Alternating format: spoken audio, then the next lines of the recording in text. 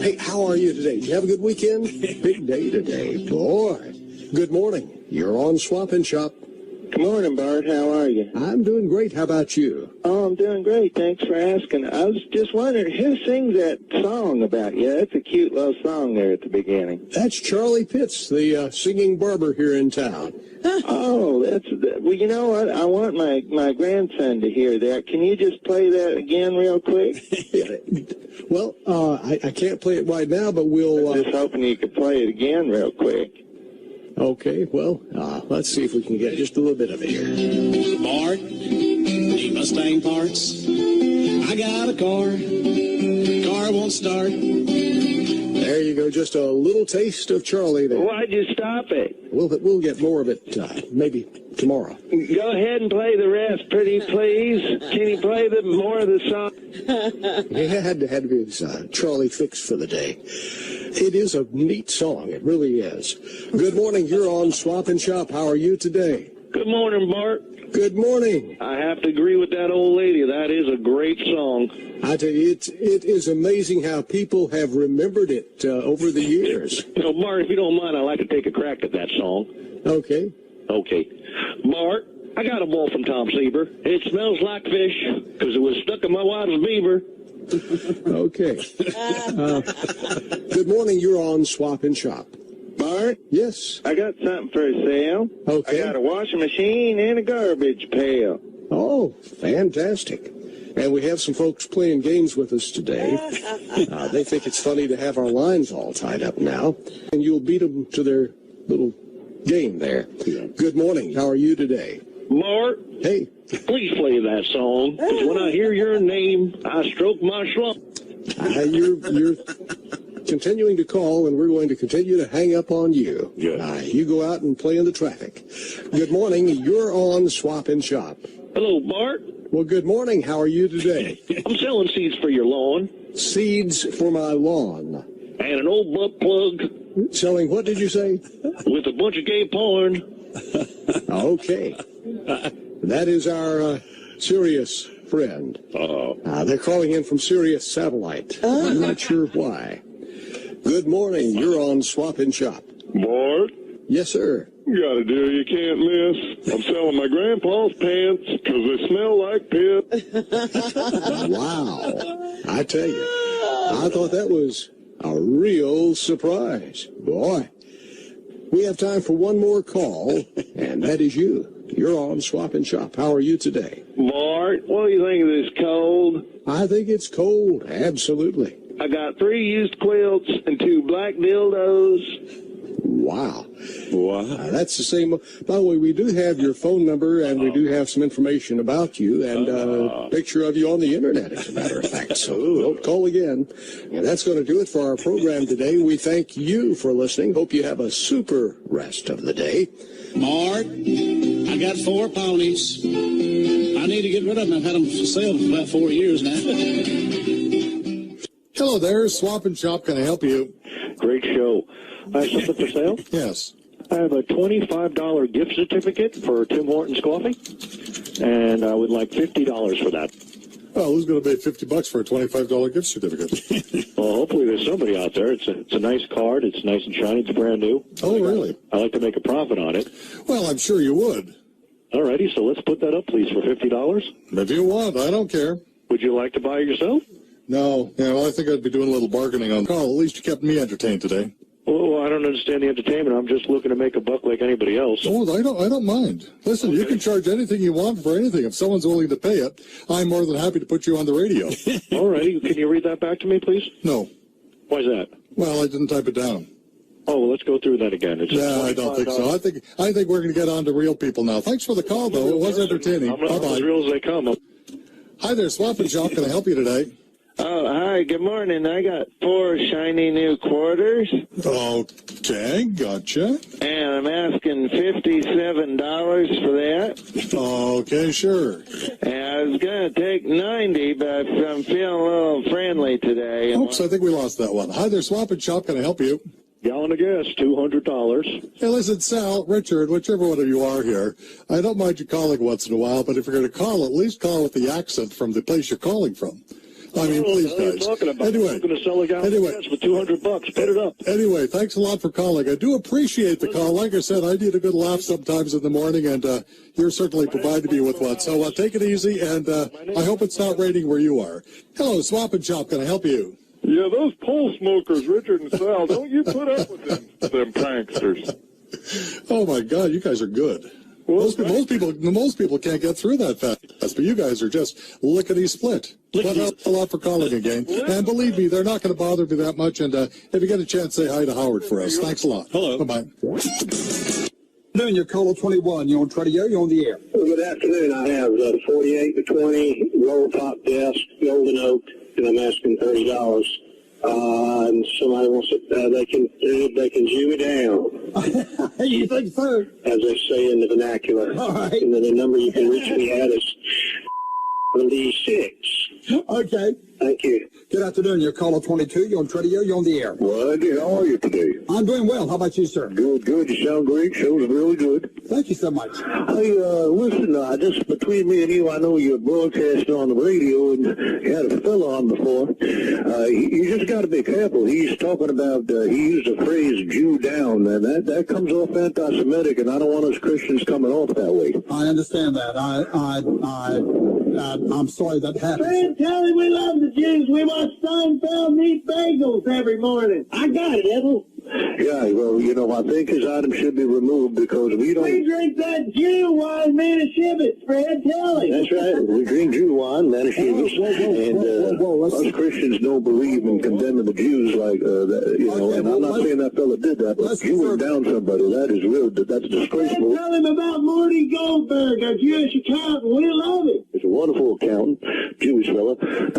Hey, we're going to reserve that for another time.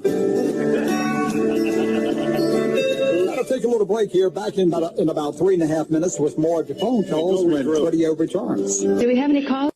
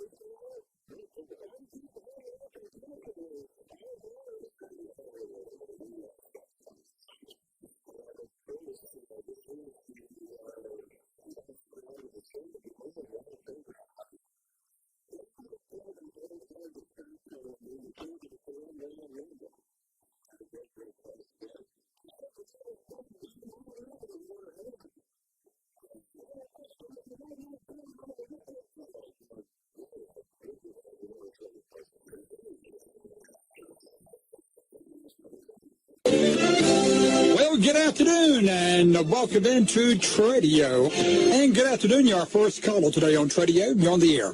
How you doing, bud? Hey, Rick, how's it going? Well, good. I'm glad. Well, I could put the there, and but if anybody's interested in these, they can give me a call at 9. Now, what was this again, Rick? And you've got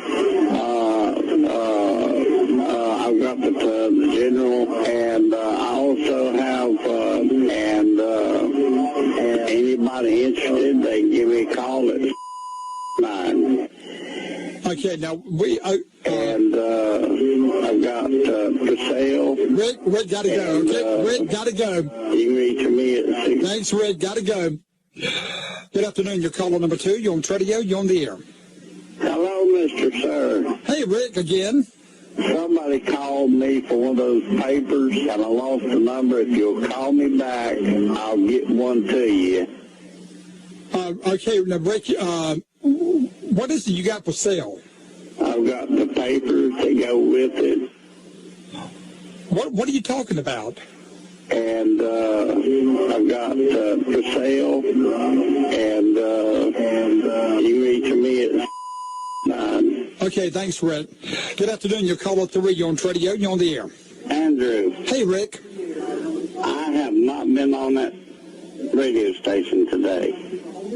I heard somebody call in, and you was calling them Rick, and I heard them even give my phone number. Okay, it sounded like you there, Rick. I'm sorry. Well, that's all right. No, that's no problem.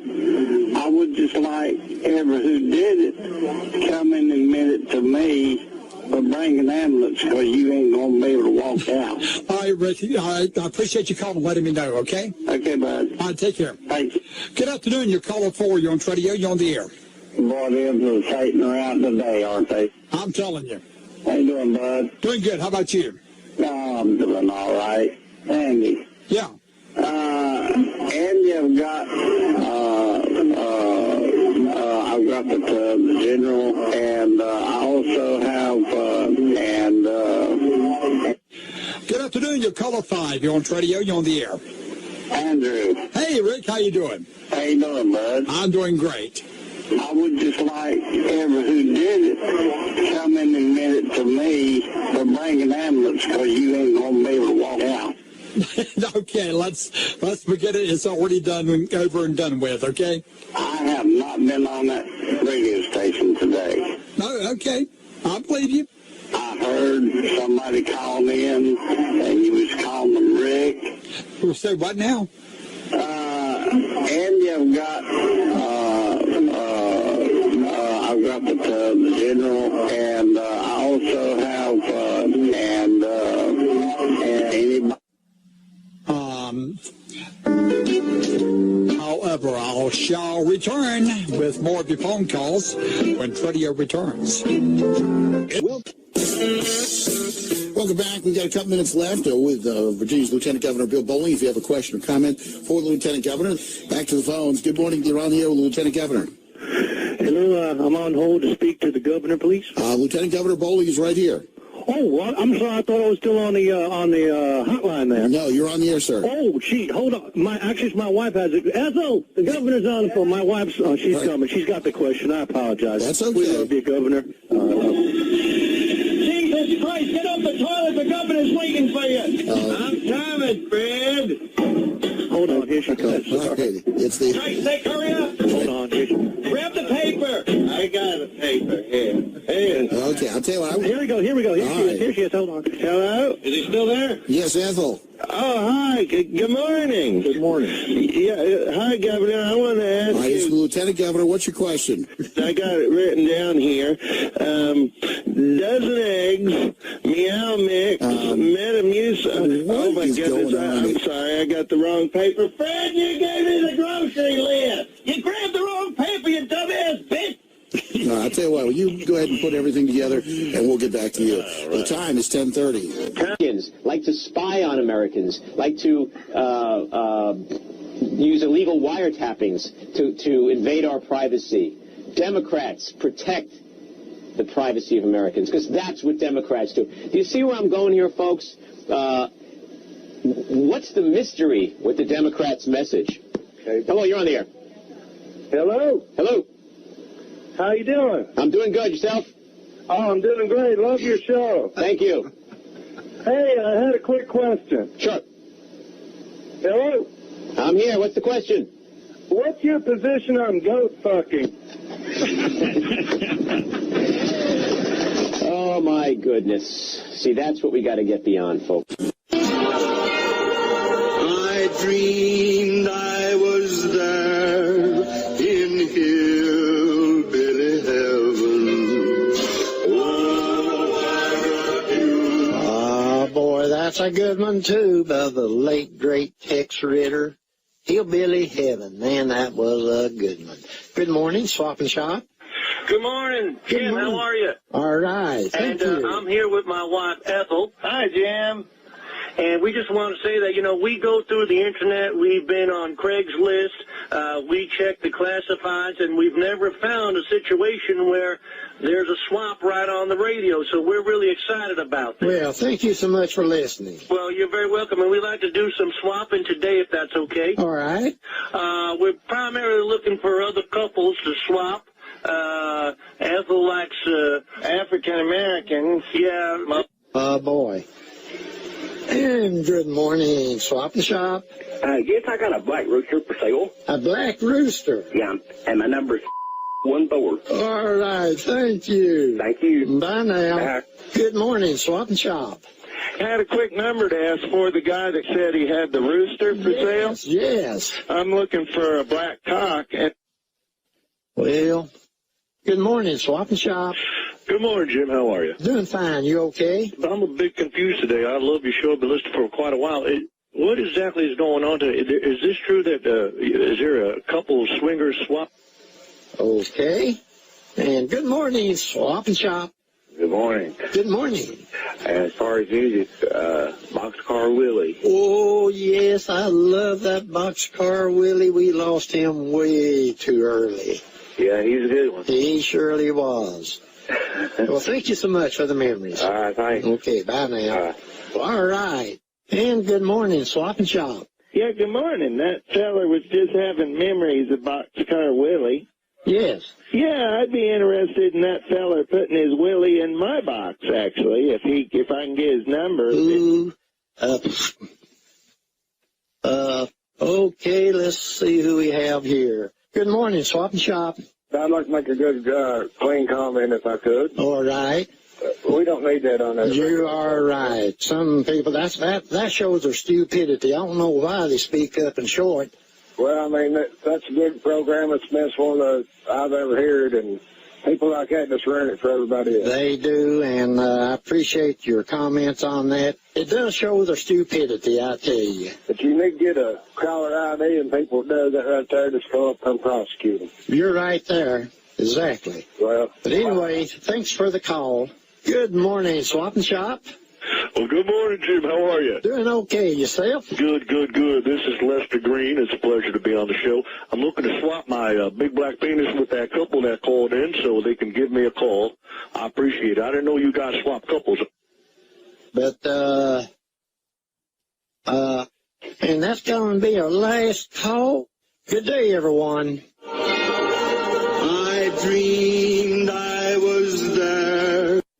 You're listening to the legendary Inspiration Station. Well, good afternoon, everyone, and welcome into Tradio. And good afternoon, you're our first caller on Tradio. You're on the air. Andy, how you doing, bud? Doing good. What you got?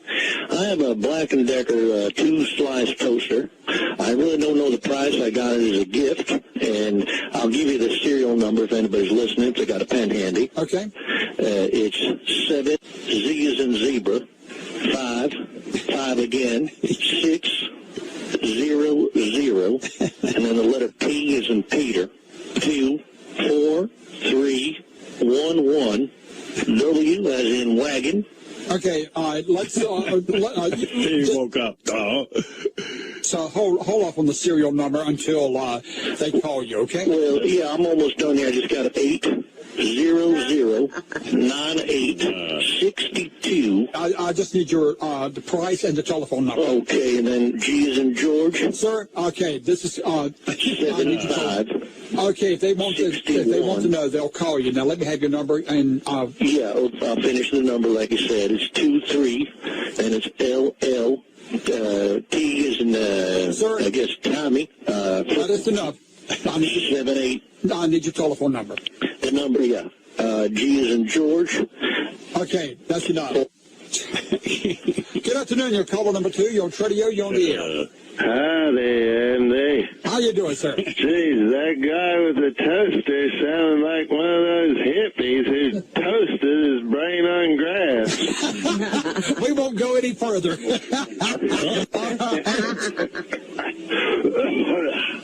Well, enough of this tomfoolery, Andy. What was the serial number for the toaster he had? I got the 7 and the G for Gerald and the 9s and 4, 10, 10. And it's over. Show's over. Gotta take a little break here. Back in about 3.5 minutes when Tradio returns. It is auction time already. Hey, well, all right, sir. Open the gate and let them out and walk them, boys. Here we come a lot number. And of course, always a favorite, Taco Tico gift certificate. That's a $30 gift certificate. We already have a lot of calls. Let's get to them. Radio auction. Yeah, hi, what's the opening bid on the Mike Morales underwear party tickets? Oh. Okay, you know what we're going to do? Here's my new rule. Call in, tell me your name. If I don't recognize your name or I don't believe you, I'm hanging out. New rule. Radio auction. Yeah, Taco Tico, what's that at? 22, next bid's 24. It's a $30 value. I'll make it for 27. 27, who's this? Lee. What's your last name? Lee Canadian. Oh. Okay. Radio auction. $28 on the hemorrhoid massage, please. And, oops, hold on a second. Radio auction. Hey, JD Quick Burger, please. Okay, it's a $30 gift certificate. Do you want to start at 18? Oh, 18 will be perfect. Who's this? This is Drew. Drew Peanutsack. I do appreciate everybody's patience. Be sure and give me your first and last name right away, or guess what? I'm hanging up on you. Good for you. I'm just going to hang up. Good for you. Radio auction. Yeah, I'd like to bid $5 on the first person and turn in them 2 jerks to keep calling in. I'll raise it to $10. There we go. I'll throw in 20, and I'm pretty tight, so that's it. Yeah.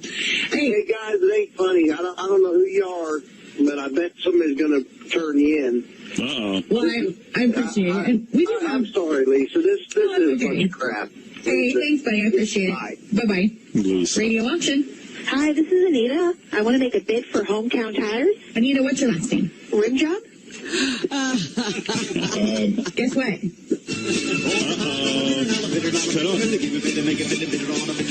With the trivia question for today, what popular term was invented by comedian Rodney Dangerfield in a 1968 joke about his dad? Let's just go to the phones and see who might know. Hello, trivia. You're going to wind up taking a nice drink.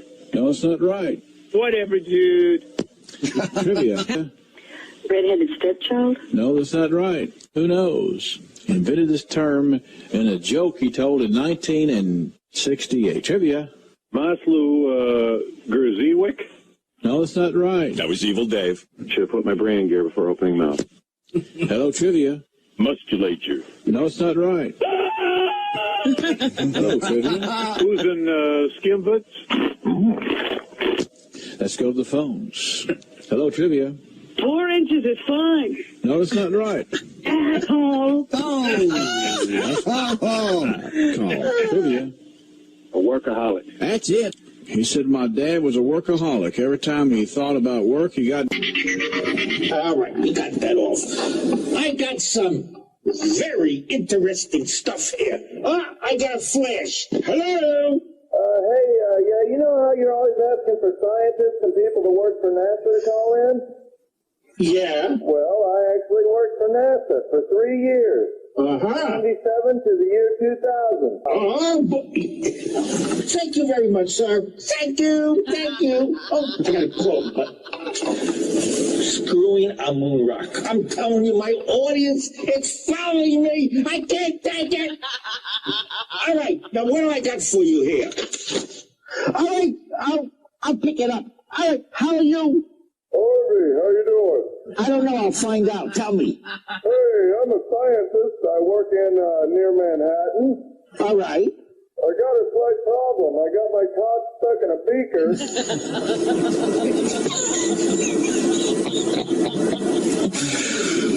All right. What is it about this show here? This show is scientific. I want doctors. Doctors. Are you a cunt?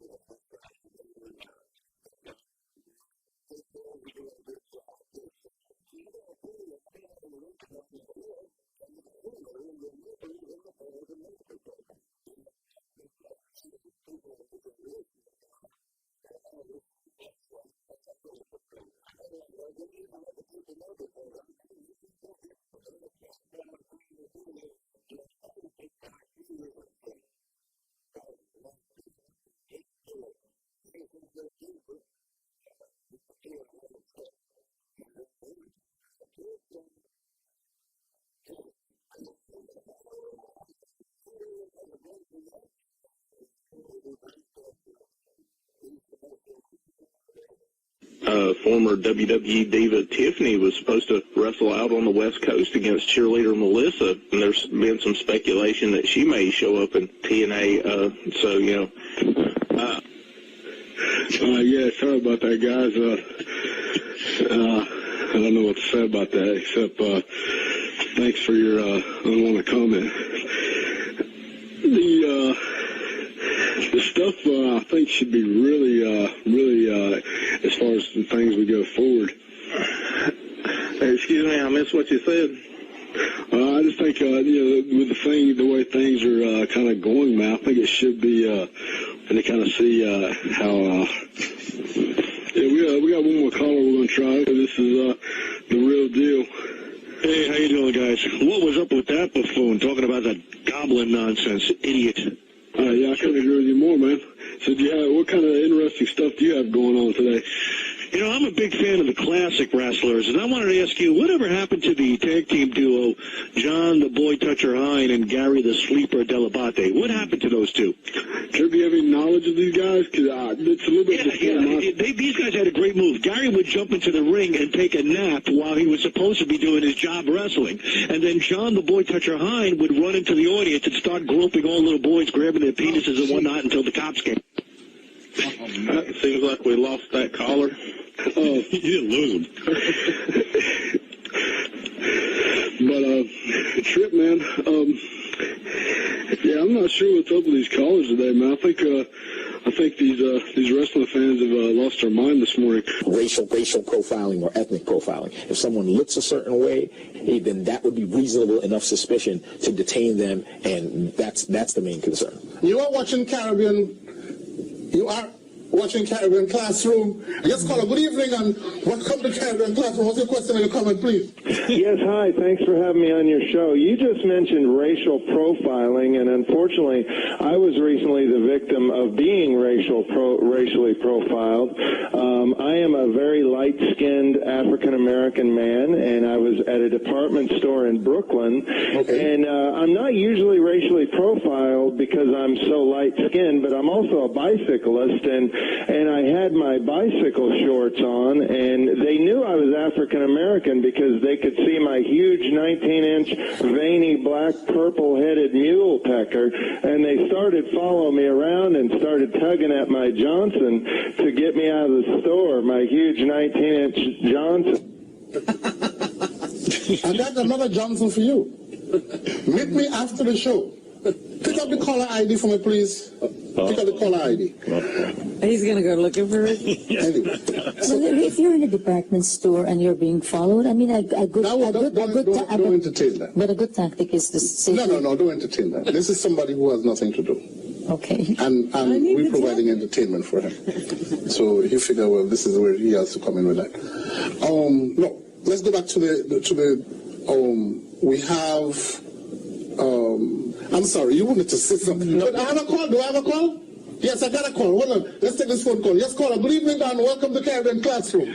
Yes, hello. First of all, I want to say thank you for hanging up on that disgusting pig with that big purple Johnson. That wasn't necessary. And secondly, let's get back to the subject here of racial profiling. Okay. And speaking of racial profiling, can you turn to the camera so I can see your profile? Because I just poured some Caribbean jerk sauce all over my crotch, and I'm jacking my cock off to you like a man. All right, start him off. One time is too many.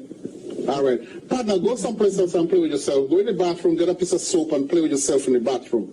I mean, we're trying to do a show here and inform people about serious matters, not you trying to joke off on the television. Come on, what's the matter with you? You have nothing better to do? All right. But anyway, let's stay focused. You have another call? Yeah, bring it in, please. Good evening, caller. Welcome to Caribbean Classroom. Your question or your comment, please. I'm sorry, you caught me at a bad time. The phone cord's wrapped around my African-American mule pecker. All right, knock him out too. He's at the same club. Same club. All right. You have another one? Are you there? Hi. Piss on me, please. Okay. Keep the caller ID thing going. I just keep the numbers registered. But it's crazy. What am I supposed to do? Real question. This is real situation. Real situation. Yes. what do I do? Thank you for watching. Thank you for watching. Adios, amigos. Good night. Do we have any calls? Hello? Good afternoon. How are you? Oh, just well. And you? Very good. My father happens to be Jewish, and my mother is African American. Oh, wonderful. You're the perfect caller. Well, that's why I decided to call in. Great. Jennifer, this sounds like you're down your alley. Okay, hold on. Let me put my mom on, okay? Okay. Mom, can you take the phone and speak about this? Oh, we didn't know Mom was in the house. Let's let Mom speak. Express a problem. Hello? Hello? What's this? What's the problem? Yes. I just want to let you know, I feel that Satan is running this world, and that's why so many bad things happen through all the cock-sucking niggas and cock. Oh, this is a negative call. They just It's a negative call? Or put a hoax? Okay. Yeah. Okay. Yeah. Okay. I see. It's deep. It's deep. This is deep, man. We have another call. Hopefully this one's about... Okay. Thank you. Caller, you're on. I want to bring out one unless point. Webster calls. I've got Webster on my cell phone, and I'm going to try and patch him in through the... Hello? Okay. Hi, Webster. Hi. Hi. I was shooting the Hunt Cup, so I wasn't able to see you to hear your live show. Webster, I've got him... I'd like to get crunchy munchkins. I like to try this. But it's so... The St. Patrick's Day Parade, as Mitch said, tomorrow. The parade starts at 11:30. You're invited to watch or march in the parade tomorrow. It's going to be a good one. Hi. Hi, when is the parade tomorrow? 11:30. Good morning. Oh, can I get the address for that parade, please? No, we're not giving that out on the phone. We're doing it on the air. Oh, We'll give it right on the air. There you go. You can write it down for you right now. Good morning. Morning, calling about the parade tomorrow. Okay, and we have... Starts at 11:30. We also have now a haircut and a hot lather straight razor shave for $14, normally $20. Good morning. Good morning. Where's the parade? Good morning. I asked where... We'll be taking a break here in just a minute. Hello. Who's in the parade? All parade questions directed to the Kukakalpa. Kukakalpa. Hi. Who's in the parade? Hello. Hi, Loretta, do you ever have too much time on your hands like these guys? They might want to getting something better to do. Hello. How long is the parade tomorrow? Hello. Who's playing in the parade? Okay, you know what? This is the Super Saver Hotline. We sell things here. If you have any other questions, we're not going to answer them for you right now. Good morning. What kind of parade is? If these lovely callers keep wanting to know about the parade, they can call the Kukakalpa. We'll be happy to answer any questions regarding the parade. Just so you on with the show, because I know you've got a lot to sell today. Thank you. There you go, boys. Hi. Good morning, Marianne. How you doing? Enough of this parade now. Hello. What's the parade theme tomorrow? Hello. The parade. Good morning. Good morning. Good morning. Good morning. Hi. We have a haircut, one per caller on this. It's a $25 haircut today for $17.50. And happy birthday, Loretta. Good morning. Thanks. Okay. Well, we're reaching out and touching you right here on the Swap Shop. And so if you haven't called us and you got something you want to buy, sell, or trade, we'd like to hear from you. Swap Shop, good morning. Hi, Jack. How are you? I'm doing fine. Yeah, I got a couple things for sale. I got a dip net that I want to sell. And are you still there? Yeah, go ahead. Can you turn your radio down, please? Are you on the computer? Is that your radio, Jack? Yeah. Hi, Jack. How are you? I think you're... Well, there's something going on there. I can't hardly. That's on the computer. So you have to turn it off before you call. We'll get a feedback. Swap Shop, good morning. Good morning, Jack. How are you? I'm doing fine. What in tarnation's going on with the radio today? Keeps feeding back left and right. No, sir, it's not us. It's not us. Oof, my eardrums are ready to pop. Well, and nobody's having the problem except you. Let's get down to business. I want to sell a few things. Oh, go ahead. We have Robin Quiver's Red Snapper. It's a delicious meal. It comes in a black box, and Robin's Red Snapper is very tasty. It goes great with the enema coffees. Okay. Need your phone number. 75. Thank you, sir. Have a great day. God bless you, Jack. And fix up those radio problems, will you, please? All right. Swap Shop, good morning. Jack, how are you?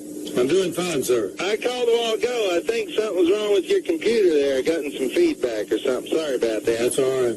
So what I was trying to say is I got a dip net. It's good for about probably a 30-pound catfish it'll hold. And you got your radio up there again? Hey, sir, whatever you're doing there, it's messing me up over here. I think that's on your end. No, sir. Good gracious. I mean, hey.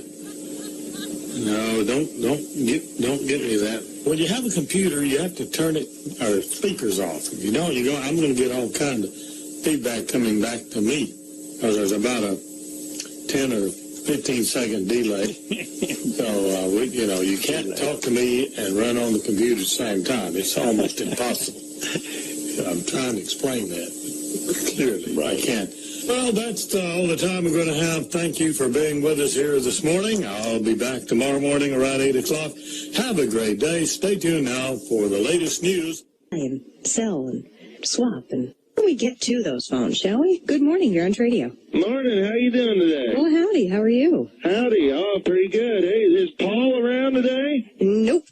Oh, he ain't in today? No, I locked him in my basement so that I could host radio instead. I hear you. Well, Paul borrowed a blow-up doll from me about a month ago, and he just hasn't returned it. This is Rusty, and if he's listening, if he could get that back to me, it's actually a blow-up sheet. Oh, gee whiz. All right, deep breath, everybody. Back to the phones. Good morning. You're on radio. Yo, you know who that was? I don't care. You know that crazy guy was part of Howard Stern's show. That was Richard Christie. Oh, beautiful. I know. Small town. Coming to a small town. All right. What a maniac. Right on. Later. Oh, very interesting. Very interesting. This feels like a good time to give away some tickets for breakfast. All right. Let's see. What am I going to ask you about breakfast? I don't know. What do you prefer, bacon or sausage? There, that's your breakfast question this morning. What your favorite breakfast meat is. Do you like ham, bacon, sausage? So give me a call if you would like the tickets. Back to the phones. Good morning. You're on radio. Good morning, Paul. How are you today? I am okay. How are you? Very, very good. Thank you very much. Keep an eye out for those pesky fellas. They tried to call Paul last week as well. Those two perverted creeps from the Stern show. Yeah, I heard about it. You know, it's a darn shame because this is a good show. I do, by the way, big fan of breakfast. Am I eligible for the breakfast contest? Do you live here? Yes, I do. My favorite breakfast is sausage.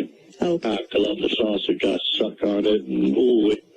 I had a feeling. I just had a feeling. I'm Paula Vinay, again filling in for the vacationing Paul Oates. Good morning. You're on radio. Paul, how are you? Good morning. How are you? Hi. What are you up to, Paul? How was your weekend? Paul? We're going to squeeze in one quick phone call. Good morning. It's you. Good morning. 5-piece drum set from Yamaha. I'm going to take $150 with that. Doesn't include the hardware. Drum set for $150. Okay. 5-piece drum set from Yamaha. I have some other instruments. I have one rusty trombone by Blumpkin Incorporated. A Cleveland Steamer by... And that's going to do it for Tradio today. Thank you for listening. All right. And we'll be back with more of your phone calls tomorrow. Good morning, Tampa Bay. It's Coach Cook, and we're back. And we made a little switch at break. David's in the room. He's going to be here through the rest of the show, which we're going to be talking about commercial real estate and investing in that area. Here we go. Rusty in Tampa. Hey, fellas. How you doing today? Good morning to you. Good morning. Good morning. I'm actually watching you right now on webcam. Where are you? Are you in Tampa? You a couple of handsome fellas there. Now, can you wave the one that's talking so I can see This you? is Coach Cook right here. Can you wave on the webcam there?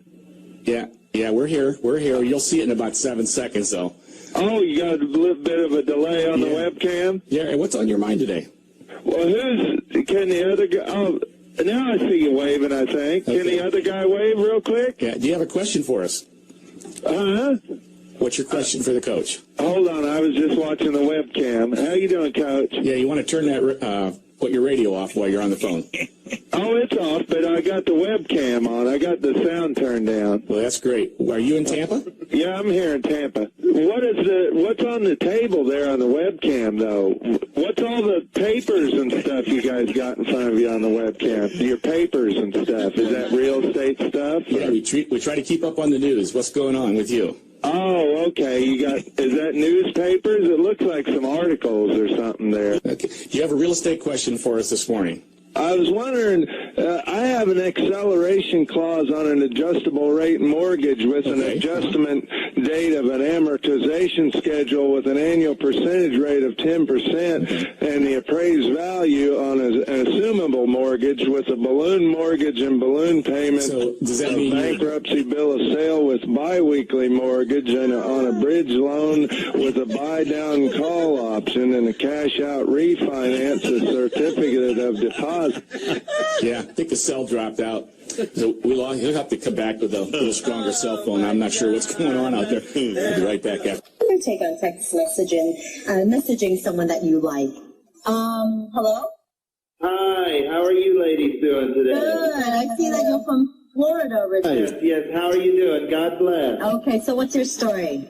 Well, the first caller, and I know you don't want to delve on this too much, but he touched on interracial dating. Yes. I'm in an interspecies relationship. Get phone number down and post it on the internet if you call back with some stupid story, okay? I am serious about this. We do have call ID here, so if you're looking to prank, the joke is really on you, frankly. So, you're online. Hello? Yes. Hey, how are you doing? Good. Hey, I know you're talking about dating and stuff, but let me ask you, are you guys Chinese? I am. Okay, good. Maybe you can help me out with this. Sure. For the 4th of July, I was shooting Roman candles out of my wife's pussy. Oh, I have your cell phone number. You are such an idiot. I already stated that if you make prank calls, he will publish your number. Sorry that you have to deal with all these prank calls. Next call after that. Welcome to Community Cop. Hi, fellas. How you all? All right, where you calling from? I'm calling from Manhattan. Happy Martin Luther King Day. Likewise. Statement or comment? I had a comment. Actually, it was kind of a question. Okay. I was wondering, how many of you guys have fucked a fat white chick? Okay. Next caller. Welcome to Community Cop. Next caller. Welcome to Community Cop. That's part of the problem right there. Next caller. Yeah, the Bible says don't answer fool according to his folly. Next caller. Welcome to Community Cop. Where you calling from? Hello. Yes, we can. Where you calling from? I'm calling from Harlem. Okay, welcome. Quick statement or question? Yeah, I actually got a problem. I had a deer tick crawling. All right, next caller. Welcome to Community Cop. Next caller. Welcome to Community Cop. Tell me where you're calling from. Hello there, motherfucker. This be Leroy Jackson from the Bronx, and I'm... Next caller. Welcome to Community Cop. Where you calling from? Yeah, Salah, brother. I'm calling from the Bronx. Okay, welcome. And I don't know who these fools be keep calling you and keep pranking your ass, but you guys are doing all right. Well, thank you. What's your question or your comment? I said very quickly, I think it's almost insulting. Well, it's not almost insulting. It is insulting. Next caller. Hello. Yeah, welcome. Where you calling from? Hi, I'm calling from West Harlem. How are you doing? Welcome. Fine. Question or comment? Deer tick crawled into my dick hole. Remember, never answer a fool according to his folly. Just let those fools make the comments and come on and say their foolishness, and we just dismiss them and move on. Okay. Live again. All right. What do they say that? Shake them around, whack them on the mattress or the floor, and watch your pillows come back to life. How's that? All right. In the meantime, let's go to the phones. Good morning. You're on the Swap Shop. Good morning, Ron. It's Yeah. Eileen. Hi, Eileen. How are you? Listen, whoever the clown is, the sophomore clown, if you would like to either give me on air or off air the caller ID number or numbers that come up, even if they've been rerouted. Mm-hmm. Wait a minute. Wait. I'm not answering. Somebody's answering here. That was. I can take care of you. I'm going to turn that off. That's not even a legitimate call. Somebody had taped the radio from yesterday's show and then played it back over the air just now. Oh, you think you're clever, right? Think you're clever. Not so, I guess. All right, back once again. Good morning. You're on the Swap Shop. Anytime that happens again. Okay. All right, just cut that off. Okay, back to the phones. Good morning. You're on the Swap Shop. Good morning, Ron. It's Eileen. Hi, Eileen. Listen, whoever the clown is, the sophomore. Okay. All right. Turn that off. All right, so the guy is either on vacation or he was fired. Probably fired from his current job, so he has nothing better to do to exercise his meager brain. All right, so what else do we have here? Back to the phones. Good morning. You're on the Swap Shop. Okay. Hello. Ron, Eileen. Guess not, right? All right, so lines are open once again. Good morning. You're on the Swap Shop. Good morning, it's Eileen. Good morning. You're on the Swap Shop. Listen, whoever the clown. Mm-hmm. All righty, sort of figured that anyway. About a little music, keep you entertained.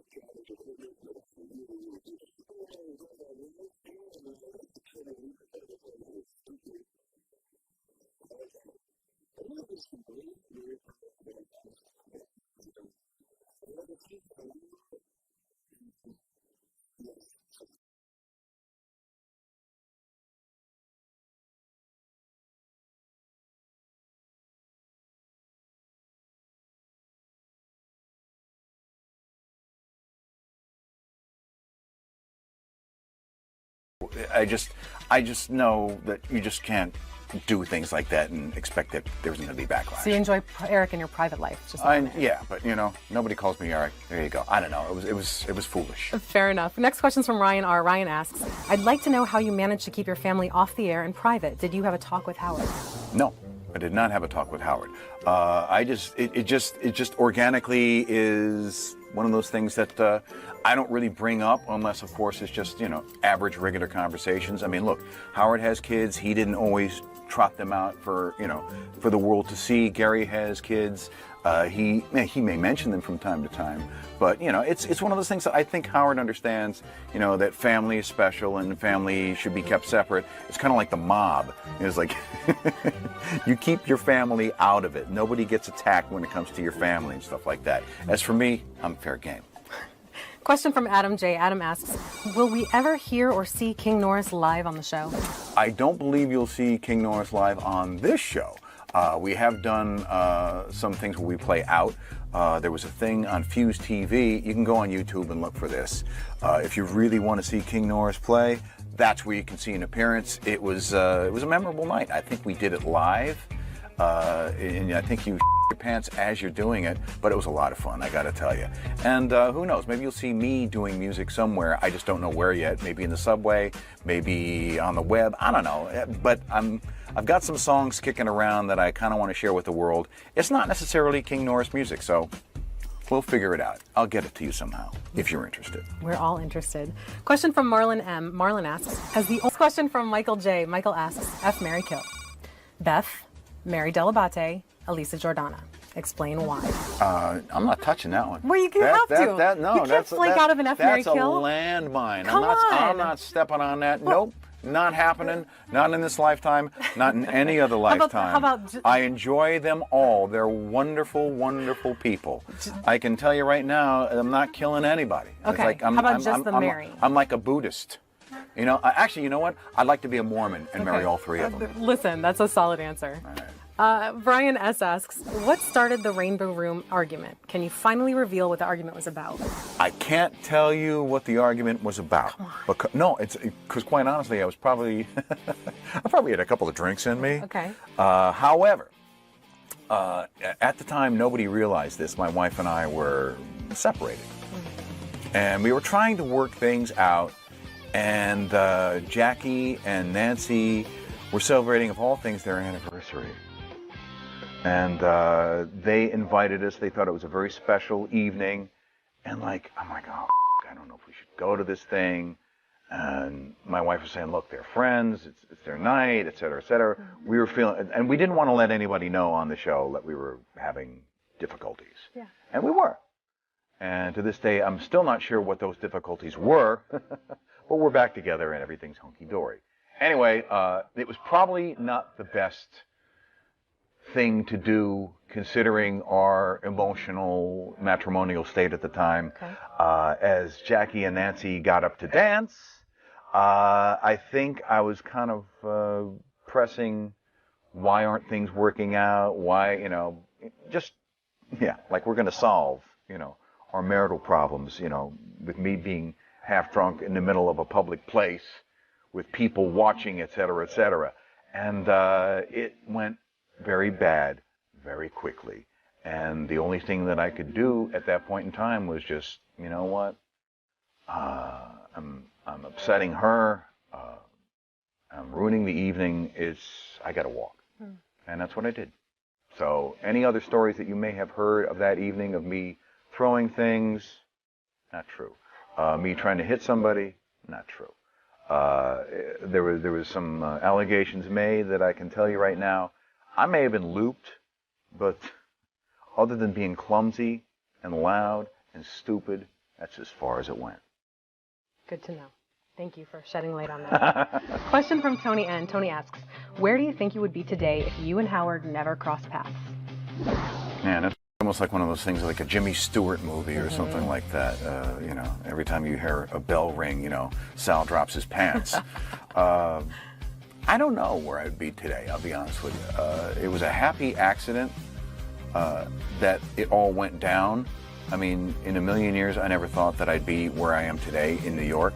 And unlike other people on this program who hate New York, not growing up here, I'm considered to be a rube, a hillbilly, someone who is very unsophisticated. However, I don't know, for some reason when I was a little kid, there was always a fantasy in the back of my mind, I'd love to go to New York. I'd love to see what it's all about. It was exciting to me. No one else in my family ever had that desire. They all wanted to stay right where they were. And there's no shame in that. But there was something to me about going to a place where everybody wanted to be, where you could do exciting things, where you could see symphonies. Yeah, I like symphonic music, okay? Call me a queer. I don't give a shit. I like symphonic music. And, things of that nature. New York was where I wanted to be. And the fact that I'm able to live out a dream of being creative, being part of something that is monumental, it has certainly exceeded all my expectations in life. So to imagine being anywhere else, that would be depressing, I think. Okay, stay here then. Question from Ann H. Ann asks, please take us through who were your heroes growing up that inspired you to get into radio? I really didn't have any radio heroes because, quite honestly, there was nobody where I was growing up that was great. And I didn't have access to New York radio. We're a little too far away. I mean, when you hear the stories about the Cousin Bruceys and Marie the Kays and all that, I mean, what they were doing in Hartford, which was the main market where I grew up. It was all pale imitations of what they were doing in New York.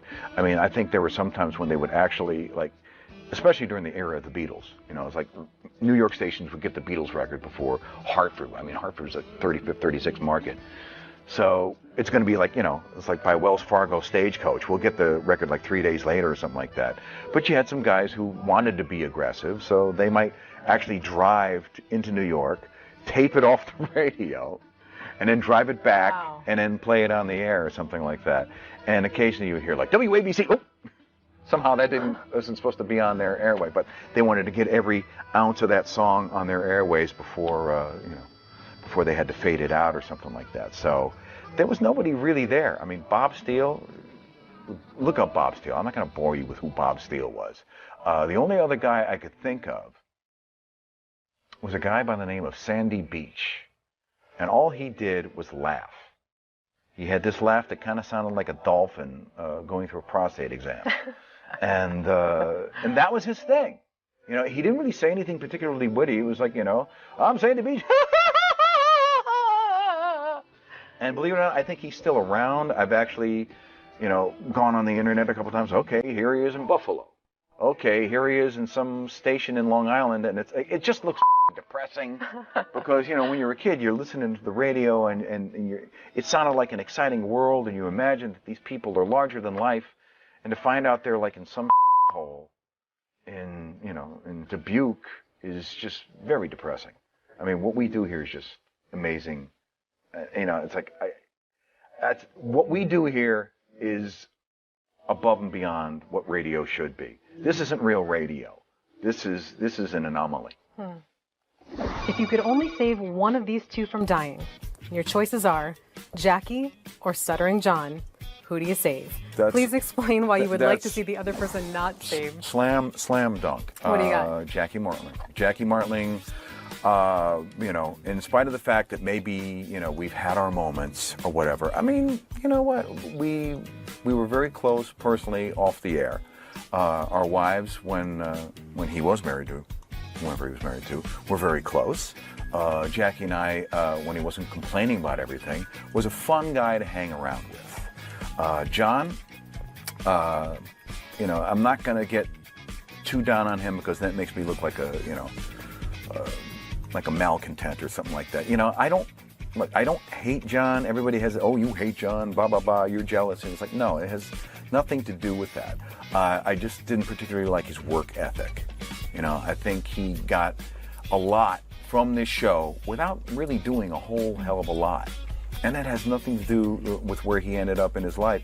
It has more to do with, you know, it was like, you know, he was like Huck Finn. He had everybody else painting the fences for him while he sat back and, you know, I mean, there were people who take great delight in telling, oh yeah, John had me do his work for him and he paid me $10. I'm like, no, that was John's job to do. It's like he's paying you to do that. I don't know. So if there is a reason that I'm not crazy about him in my lifetime, it's like, I don't know. I'm a sucker for people who work hard and people who are honest and people who don't try and flim-flam you. And I think he did all three. John's not getting saved. No, not by me anyhow. He'll talk someone else into taking the bullet for him, I guess. I want to thank Fred for taking the time to answer the questions that you, the fans, submitted. Aren't you sorry? Aren't you sorry you asked these? Send your questions in. You can tweet them. You can Facebook them. You can send a video submission and be a part of the show. You can email them. Remember, this is your show, so don't screw it up. Until next time, I'm Rachel Fine, and I hope you had a fine time. Did you have a fine time today? Yes, I did. I had a fine time, too. And if I didn't say that, Richie Wilson would beat the out of me.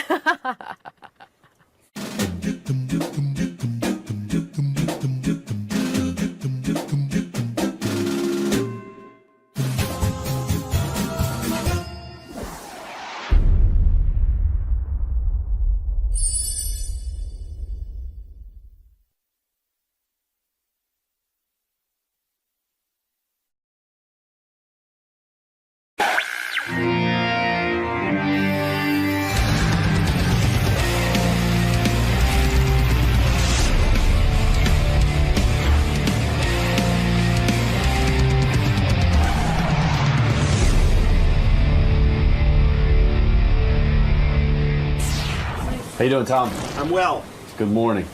Good morning. What's good about it? Well, nothing. It's Monday. I get 3 hours of sleep. Yeah. I've got hemorrhoids the size of golf balls. Where am I going?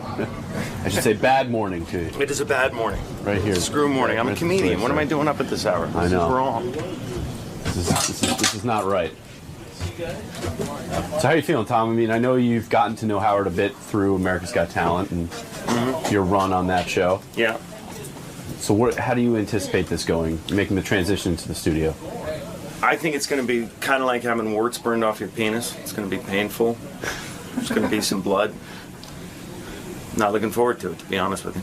I am. I'm actually honored to be here. Thrilled. Big fan has. Well, I hope it's not as painful as what you just described. Like you've never had warts burned off your penis. All right, maybe a few, but a few. I think if it's under 10, it doesn't count. So no, it's always an under 10.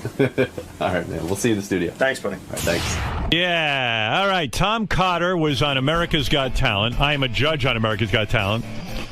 I, of course, encouraged him, and I felt he was terrific. I think he should have won. But he didn't. America voted. America have voted, and they voted not for Tom Cotter, but he came in number 2. Hey, Tom, good to see you. Be seen. Thank you. Sorry we were late with you. We had 2 black gentlemen in here yelling at each other. I heard that. Yes. And nothing's better than that. Nothing's better than 2 black guys yelling at each other, so there you go. Tom. Yes, sir. Well, what is it like to make that decision to go on America's Got Talent? Now, what I heard was that you didn't like Piers Morgan as a judge when you used to watch the show on TV. Yeah. And you would, maybe years ago even thought about going on America's Got Talent, and you said no way because of Piers? Well, he has a stick up his ass. I think we all know that. And you replaced him, and you're comedy friendly, as is Howie. So it made it much more agreeable for comedians to come on. The first year, 2 comics made it to the semis.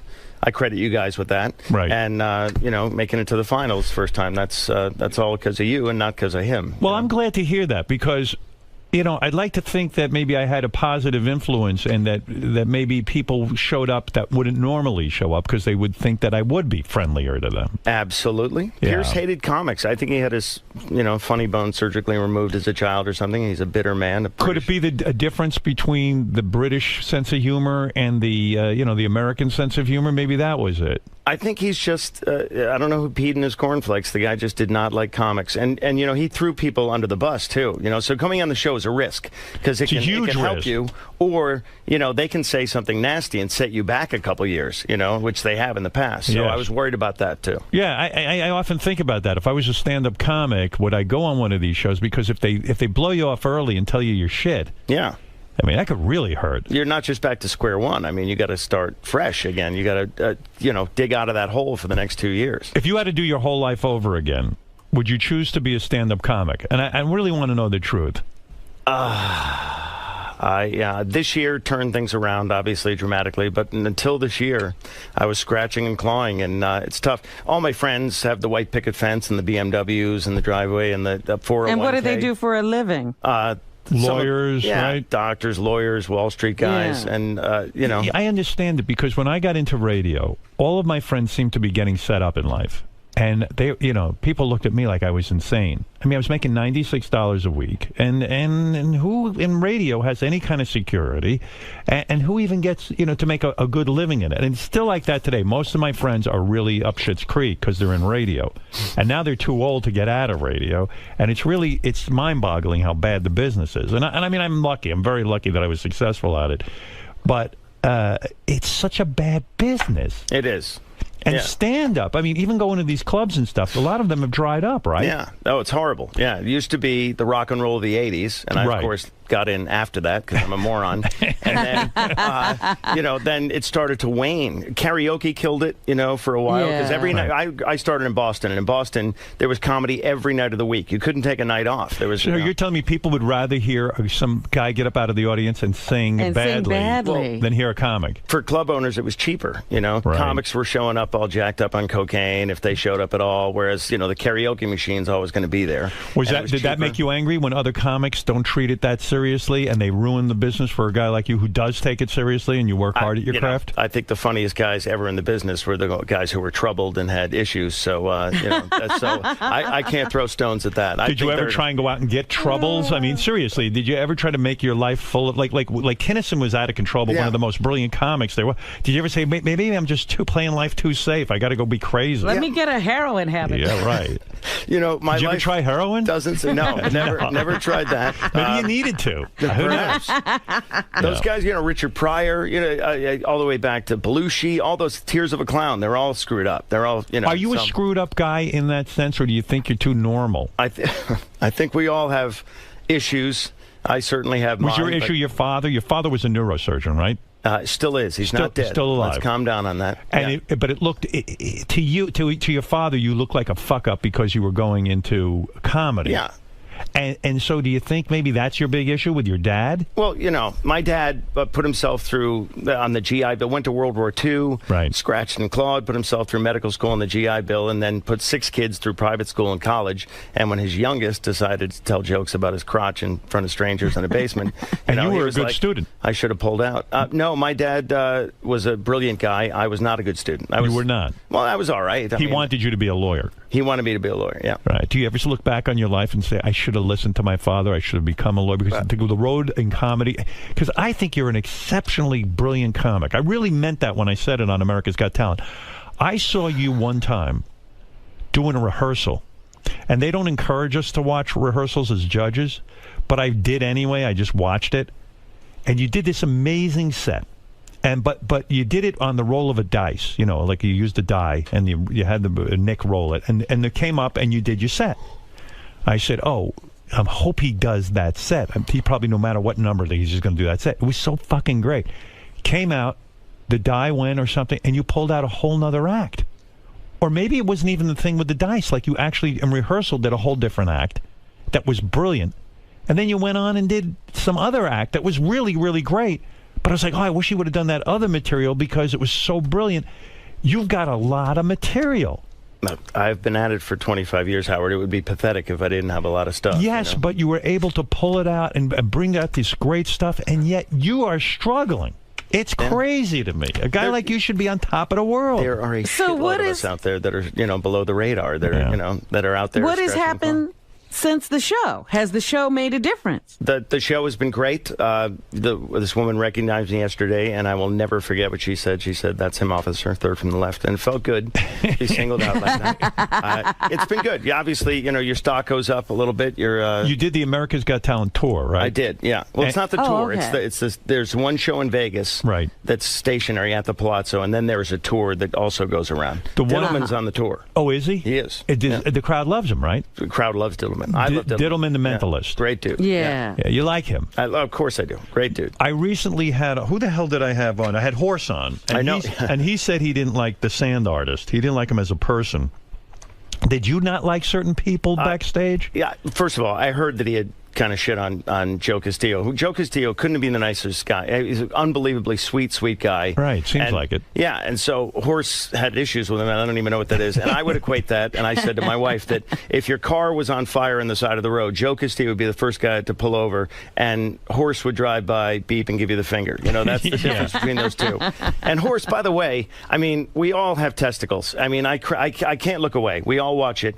But even if his testicles are numb, it would still hurt to get hit in the penis. So I think he has a vagina. He has to have Were you vagina. upset, as a comedian who works at his craft for 25 years, were you upset to be in the competition that long with a guy who gets kicked in the nuts? Honestly, did it bother you on some level? You know what, Howard? I could not look away. There are acts that are great that I could look away, that I couldn't give a shit about. That act amazed me. Me could too. not.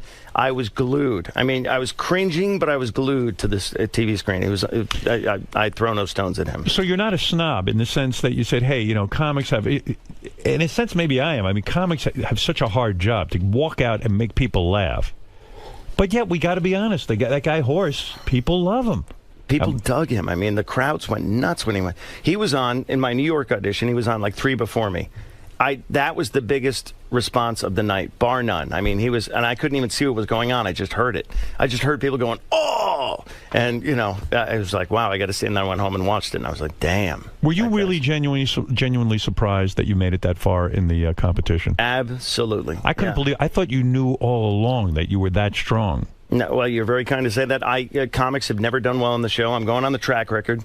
And, I really thought the quarterfinals would be my swan song, and everything beyond that was gravy. You didn't know, but based on years past, comics just got kicked to the curb early. When it came down to the two acts, the dog act and you, which was shocking. I thought William Close was going to be there. Right, the Earth Harp guy. He did a great job. You guys he was blew the early so much sunshine up his ass. I thought you guys we blew a ton of sun. I thought, you know why? Because I was looking for a band to win, maybe. Yeah.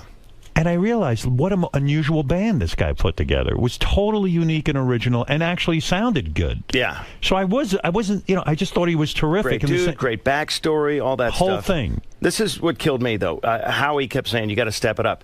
His first audition, Williams he was the harp. Right. Second audition, the harp and a drummer. Third one, harp, drummer, band. He Fourth, stepped it up. Ballerinas, and by the end, he had some chick flying around the goddamn thing above. Yeah. He had so much shit on it. And I'm like, what can I do? I could light my balls on fire. No one is going to give a shit. So, I mean, that's what I was up against the whole time as a monologist. I'm like, what do I do? No, you had to come out each week and be funny. That's it. There's nothing you can do. You can't light your balls on fire. Well, I was worried that you of all the judges were going to shit on me for the Comedy on Demand thing, because I thought you were going to say it's a gimmick. What are you doing?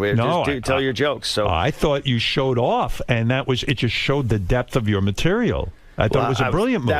That was a tricky thing. I didn't know if that would work or not. Did you ever attempt to sabotage the dogs backstage with one of those dog whistles or something where you could? I would think that I would do that if I was a contestant. I would have blown this dog whistle and fucked them up. Get some meat, something. Yeah, you would do something. Yeah, like plant gravy in the audience, something like that. I will not besmirch that act. They're a great act. They get their dog treats from Lance Armstrong. I don't know what that means, but I am not bitter. I did draft Michael Vick to my fantasy football league the next day, but that is coincidental. No. Didn't you kidnap one of the dogs and drop it off at a Korean restaurant? Something like that, someone told me? No. But if it were Korea's Got Talent, I'm pretty sure they wouldn't have won. So anyway. you growing up, you decide to become a comedian. Did you go to college? I did. And in college, you were going out and performing at all these different clubs? No. Senior year, I did a muscular dystrophy telethon, had a showcase, a little thing, and I did that.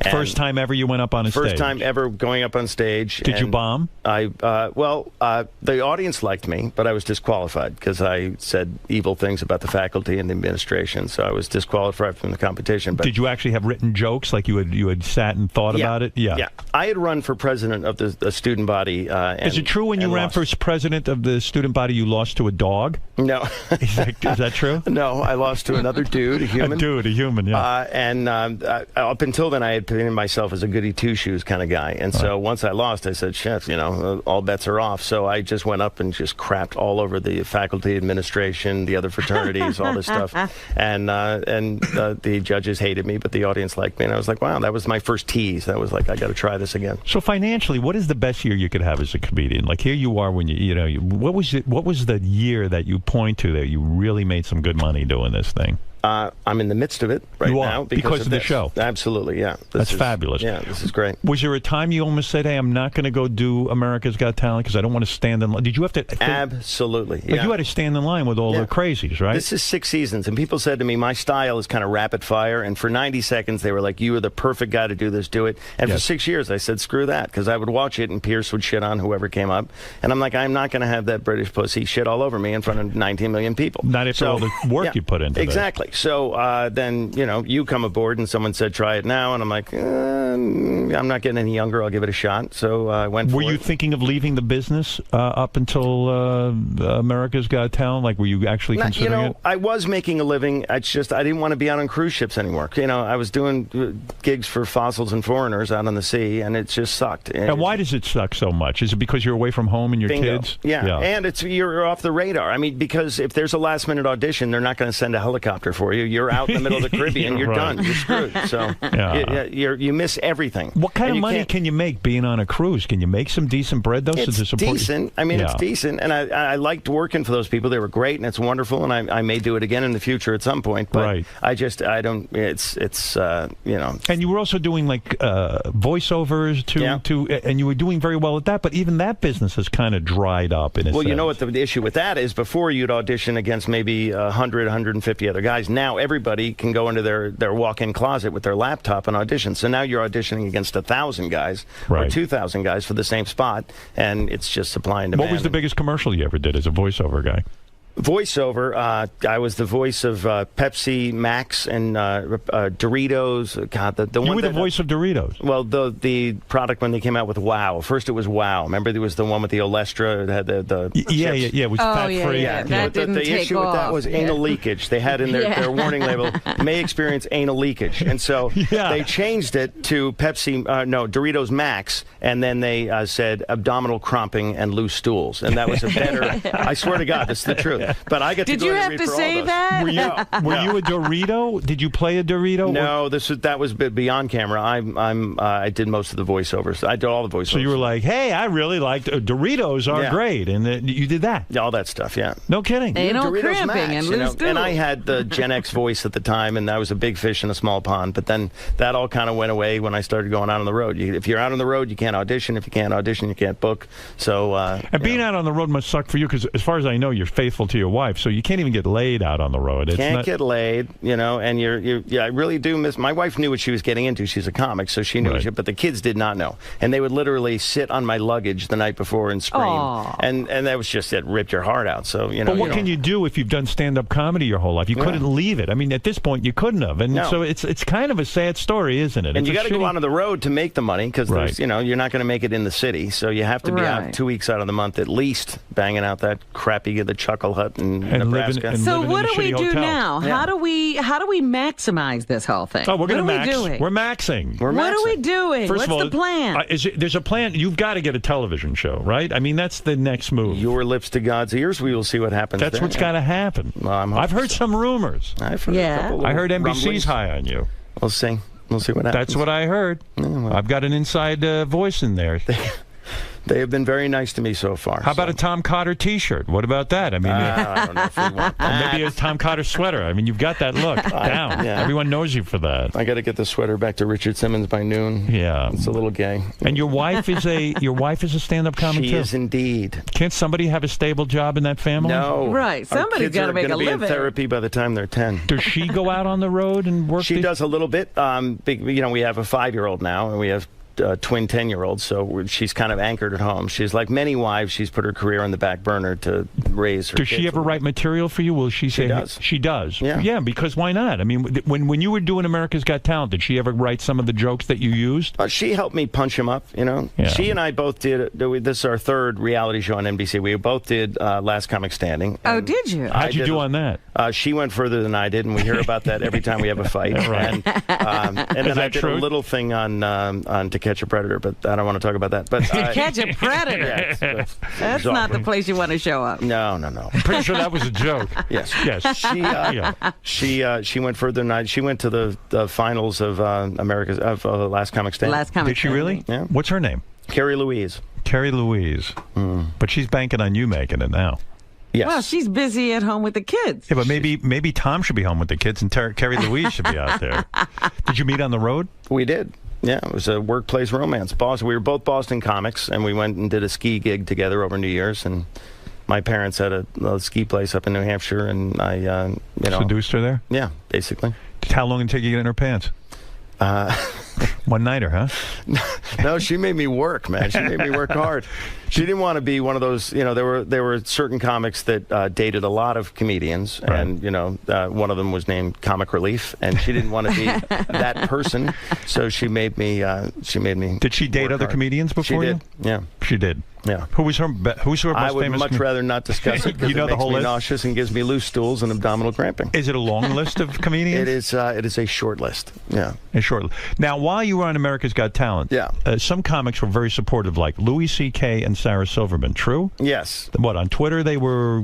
Jim Gaffigan and obviously Lisa Lampanelli and a lot of people. People who that was the thing. Here's the thing. I don't think they liked me. I think they liked the fact that a comic was doing okay in the show, and they didn't want the comic to lose to the guy getting shot out of the cannon. So I was kind of waving that banner. So people I didn't expect, my friends, Greg Fitzsimmons, your friend, other people that were tweeting for me, but guys I did not expect to tweet for and that I did not ask for were, really sweet and really nice to do all that. Yeah, because I thought the judges gave a little too much coaching to that ventriloquist. I gave him coaching. You literally told him what to do. I absolutely did. To stay on the show. Absolutely. Not fair. Of course, first of all, Tom, what are you going to tell him? The guy has good material. That's it. Yeah, and that's what you should be banking on, is a guy who already has the motivation and incentive and the talent. Not telling a guy what to do. They said to me, do you have words of advice for these guys? And I said, yeah, if it was me and I had a dog act like that, I would use I'd go get somebody to write for me. That's right, because he didn't have good material. And I said, it's got to be super topical. Throw in some stuff that's going on in the political race. It was hot right then. And I told the guy, and the fucking guy went through. I know what I'm talking about. I always resented Howard, that got in my head. You told him. You told him to do that. Yeah, and so I was like, holy shit, Howard wants topical stuff. What do I do? And then I was like, oh, shit, I don't know if I want to do anything topical. Well, it wasn't that. I saw his act, and I said, what could he do to win? If he even does 6 mediocre jokes, all he needs is 6 with that great puppet. Yeah. Because that illusion is good with the puppet. It's an awesome illusion. And it's half dog, half puppet. Yeah. And I said, it's so great. I said, all he needs is like some Jay Leno type monologue stuff, and he will kill. And then what did he do? He got the set of The Tonight Show on the stage and did exactly that. And he went ahead. And the audience votes. I don't vote. They are asking me what he could do. I told him what he could do. Yeah, but I thought that was it was almost like writing a prescription for him. That's right. I'll do it for any of the candidates. But Tom had to do it on his own. Well, hey, good for Tom. I mean, and the guy, you couldn't be with that guy for the rest of his career. Hey, Robin, what are you attacking me for? Tom's the contestant, not me. What the fuck you want from me? I'm trying to make the show interesting. Trying to keep it real. He was a great dude. I liked, all the competitors. I know people want you to throw other people under the bus, but they really were. We were sequestered for so long, in these the little kids rooms. didn't annoy you when they were dancing and shit? No, they were my height. That hurt my feelings a little bit. But, they were actually perfectly pleasant, and their parents, a little annoying, but God, I've seen that so many times. When I used to do commercial stuff, you'd see these parents show up with these kids, and they wouldn't let the kids move because your hair's going to get messed up or whatever. And I'm like, let the kid be a kid. And the mother was always like 600 pounds, and she was like reliving her life. And God, I hated that. Yeah. So you saw some of that going on back there. Well, yeah, but most of them were nice. Yeah. The ones without the whips. So when doing America's Got Talent, and all this was going on, I was thinking about you, because then I read that you had some show on Comedy Central. You had a special. When that happened, you must have thought, wow, this is going to be the moment, right? They're going to give me a special on Comedy Central, and it's going to happen big for me. Yeah. There are peaks and valleys, and the whole time. You do The Tonight Show, you think that's going to be a bump, and that becomes, there's 12 people and a couple of cameramen watching you at that hour. You did The Tonight Show with Jay Leno? Yeah. And did you go out and do stand-up? Yeah. And afterwards you go, hey, the calls are going to start coming in. Yeah, and they did a little bit. I mean, you get work in the corporate world and stuff, and that's great, and that tape opens some doors for you, but nothing like this. This is just gigantic. This is a huge market, huge audience, and, it's just I'm so glad. The numbers are ridiculous. So, it's really, I fucked a leprechaun. No question about it. I'm happy about it, and very happy. Someone told me, because you have to work clean on NBC and everything, and I thought you did a great job of that. And then everyone said, if you go to see Tom in a nightclub, he works really dirty. I'm not really dirty unless they want me to be, but, you play to your audience. Is it easier to be dirty? I just did 4 shows at Vinnie Brand's room, Stress Factory, and the second show Saturday night, I just unleashed hell. I just, all this pent up, I was filthy. And there were some older couples that came that thought they were going to see the clean-cut guy in the suit, and I just bummed them out horribly. But all the drunks dug it, so, it's really all I care about. What do you ever say the C word for a cunt? You ever say that? I think I've said it on stage once. No, that's a word I stay away from. But, right. The F word. All my stuff is give us a little dirty material. We've never heard I used to do a long bit about nipple hair. You know, about, you did? Yeah, it was just a horrible bit about nipple hair, and that's not a clean bit of nipple hair on a woman. And my hope when I started comedy, my first 10 minutes was about having sex with a fat chick. That's all it was. It was 10 minutes on tagging a fat chick. Is that something you still do in your act? No, I've gotten rid of that a long time ago. Well, why get rid of it? It sounds like something I'd want to hear. Because it limits you. You know, all the older comics kept coming up to. I started with Mike McCarthy, Joe Rogan, and myself. Kind of started in Boston at the same time, and we were the three amigos because no one wanted to work with us because we were filthy. Oh, wow. We would go up. None of the headliners wanted to follow us. They were like, it's not that we weren't, we were funnier than they were. We were just filthy, and they had to dig out of that hole when they got up there. So they're like, we don't want to work with them. So we were getting blackballed at all these clubs. And Rogan stuck to his guns. He was filthy and stayed filthy. So funny, right? I said, the other comics said, you got to clean it up or you're not going to work at country clubs or colleges or anything. And so I kind of... Did Rogan date your wife? No. Thank God. Yeah, that's a horrible image. Thank you very much. When you have sex with your wife, do you ever think of the other comics that did fuck her? I mean, do you ever? Wow. Do you? The answer is yes, right? Come on. Wow. That's the mother of his children. Yes. Oh, that's right. That's right. I'm sorry. You have kids. I didn't know that. Well, I mean, I don't know. But you. So, what was your take on having sex with fat women? Did you enjoy it, or was it just the bottom of the barrel kind of thing? It's fun. It was fun. Yeah. The more and you're the a cushion, hero. the better the pushing, and Oh, so you liked fat it. chicks are like mopeds. They're fun to ride, but you don't want your friends to see on them and all that stuff.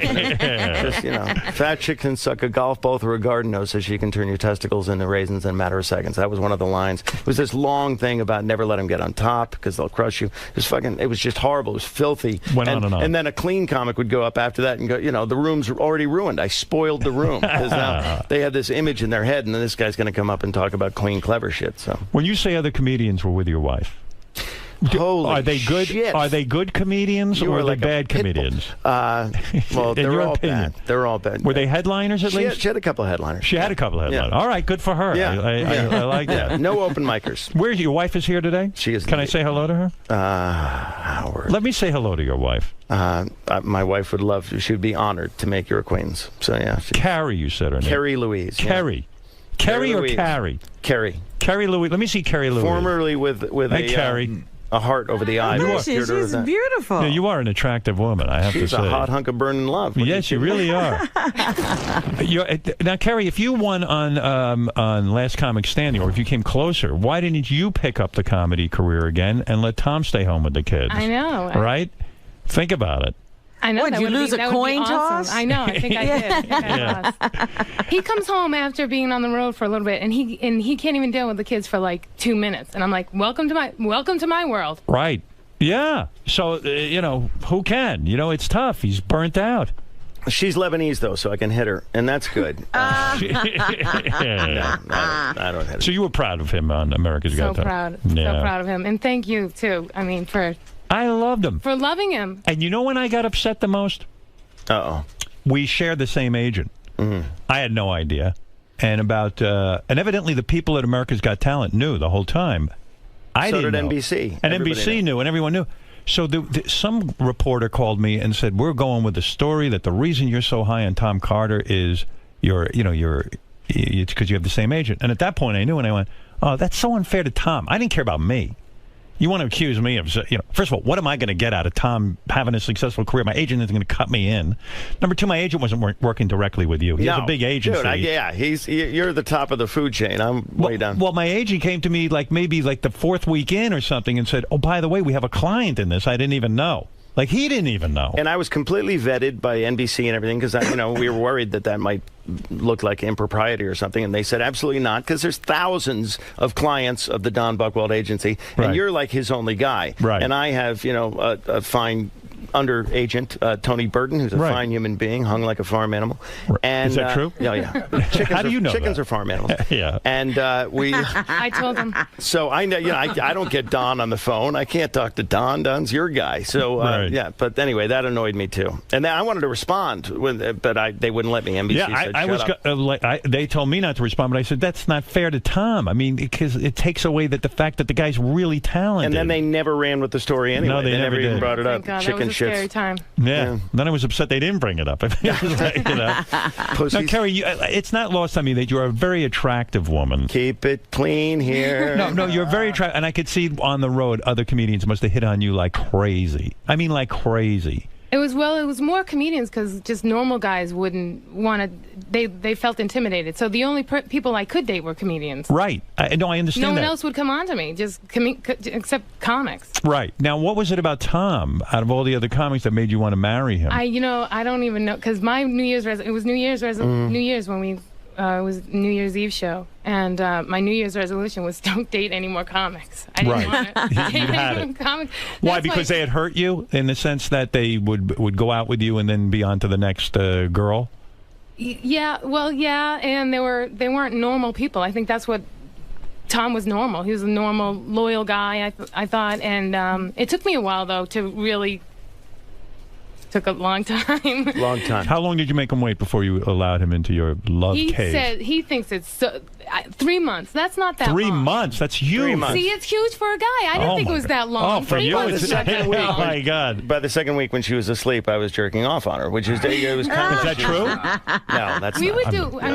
We were doing a lot. We were doing a lot No. before, that. You would give him a hand job at least to release his pressure. yeah. Well, that was nice. Yeah. I was doing a lot of stuff. You would blow him before? Yeah. Oh, you I would? Wasn't, I was satisfying him. Remember that thing that we tried to do with the hot cocoa? What? Basement apartment. Yeah. Remember that? I got third-degree burns on my penis. What happened? You were not having I read intercourse. something that if you get your mouth really hot right when he was about to. So I got hot cocoa. I cannot believe I we're don't know talking why about I'm this. remembering this right now. So you put hot Hot cocoa? cocoa by the bed, right? Right. And you. And I you're was blowing gonna him? just get. Then I would drink some hot cocoa and then continue it. Oh, my and it's goodness. supposed to be really Yeah. good, but it didn't work out because it was too hot. Had it burned his wasn't penis? working. It was a Swiss miss. I can tell you that right now. That was Did you not- really have burns on your penis? I don't want to I discuss tried to be creative because Yeah. so I was good. it. She tried. She made the effort. Yeah. Oh, look at Tom. Hot cocoa. Yeah, But why didn't the hot cocoa burn your mouth? Did you put it in your mouth first and then put it? We drink the hot cocoa and then and it was too hot, and then by the time it was ready, he was not ready. Sensory It didn't overload. work. Just couldn't handle it. I mean, Wow, yeah, it's too You much. don't need to improve on a mouth. The mouth is perfect. There's nothing you can do in there to make it better. It's like, But I like that you're up for experimentation. Do you feel you're still as open to crazy things, or has that kind of romantic love? That has totally. Yeah. Let me tell you I'm something. just Marriage. too exhausted. After about 3 years of marriage, her whole was off limits. And it still is. Cobwebs. Well, how often do you guys have sex? Jesus, honey, when was the last? God, what was Really? the Reagan administration? Is it true? Do you really have you not had sex in a long time? Well, I was away. I was in Vegas, and I just got back 2 nights ago, and we had her whole family there for Thanksgiving, so I couldn't stuff the turkey, if you will. When's the last time you blew Tom? During America's Got Talent at all? No, when she came to visit me in Vegas. Vegas. Oh, you did? I showed up in Vegas. Oh, you did? Yeah. Oh, how nice. Kids were in the next room. It's hard, Yeah. Howard. And you blew him. That's so sweet. I cannot believe this is the conversation We we're didn't having. have hot cocoa. How about those Giants? They won last night. Anything? Unbelievable, right? Unbelievable. Yeah, well, we're talking manly stuff. No, but you're a very attractive woman. I can imagine you got a lot of action or guys hitting on you constantly, comedians. Who was the biggest headliner you ever were with? This is going to make me very uncomfortable. Sam Kinison? Pee Wee Herman? Stop. Who was it? No, Pee Wee Herman. This is Boston headline. Oh, well, I kissed. Who? Do I have to kiss him? Should I? Jay Leno? Go ahead. Who'd you kiss? Greg Fitzsimmons? What's his name? No, Colin Quinn. Colin Quinn you kissed? Colin Quinn. Yeah. Wow. This was during a breakup with Tom and I because we were going out for 6 years before he decided that he wanted to, and we had and I said, forget it, I'm done. It was You during the dated him breakup. for 6 years? You went and I kissed dated Colin Quinn? Yes. Well, why didn't you go all the way with Colin Quinn? I don't know. He's more like a child. He was like a child. He's a child. Colin is like a child. I like Colin. He's a really nice guy, but Right. Yeah. I love Tom. I love Tom. I did not want to break up with Tom. So you said to Tom, "Hey Tom, it's time to get married already." Yeah, and he was. You weren't going to marry her. Look at her. I just. And she's had See? 2. How many kids you got? 2? I was Three. And look Three at that that we know body. of. Well, the third Yeah. one really. It messed you up. Yeah, I'm all strapped up and duct taped and stuff. Are you really? Because your Yeah. body looks slamming. Well- Can you wear a bikini? Yes, she can. Yeah, she can rock a sometimes. bikini. So what are you talking about? Well, it's We And got those stretch are real. marks? See those titties? Those I are don't have absolutely Are those real. titties real? Those are I didn't think they were.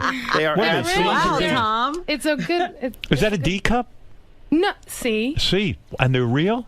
they're real. Are they floppy or are they? Yeah, they're long. They They're are long. not. My They're son perfect. came in. My 5-year-old son, came barging into the bathroom and started crying about something. And then, before he left, he's like, "Mommy, your boobies are really long."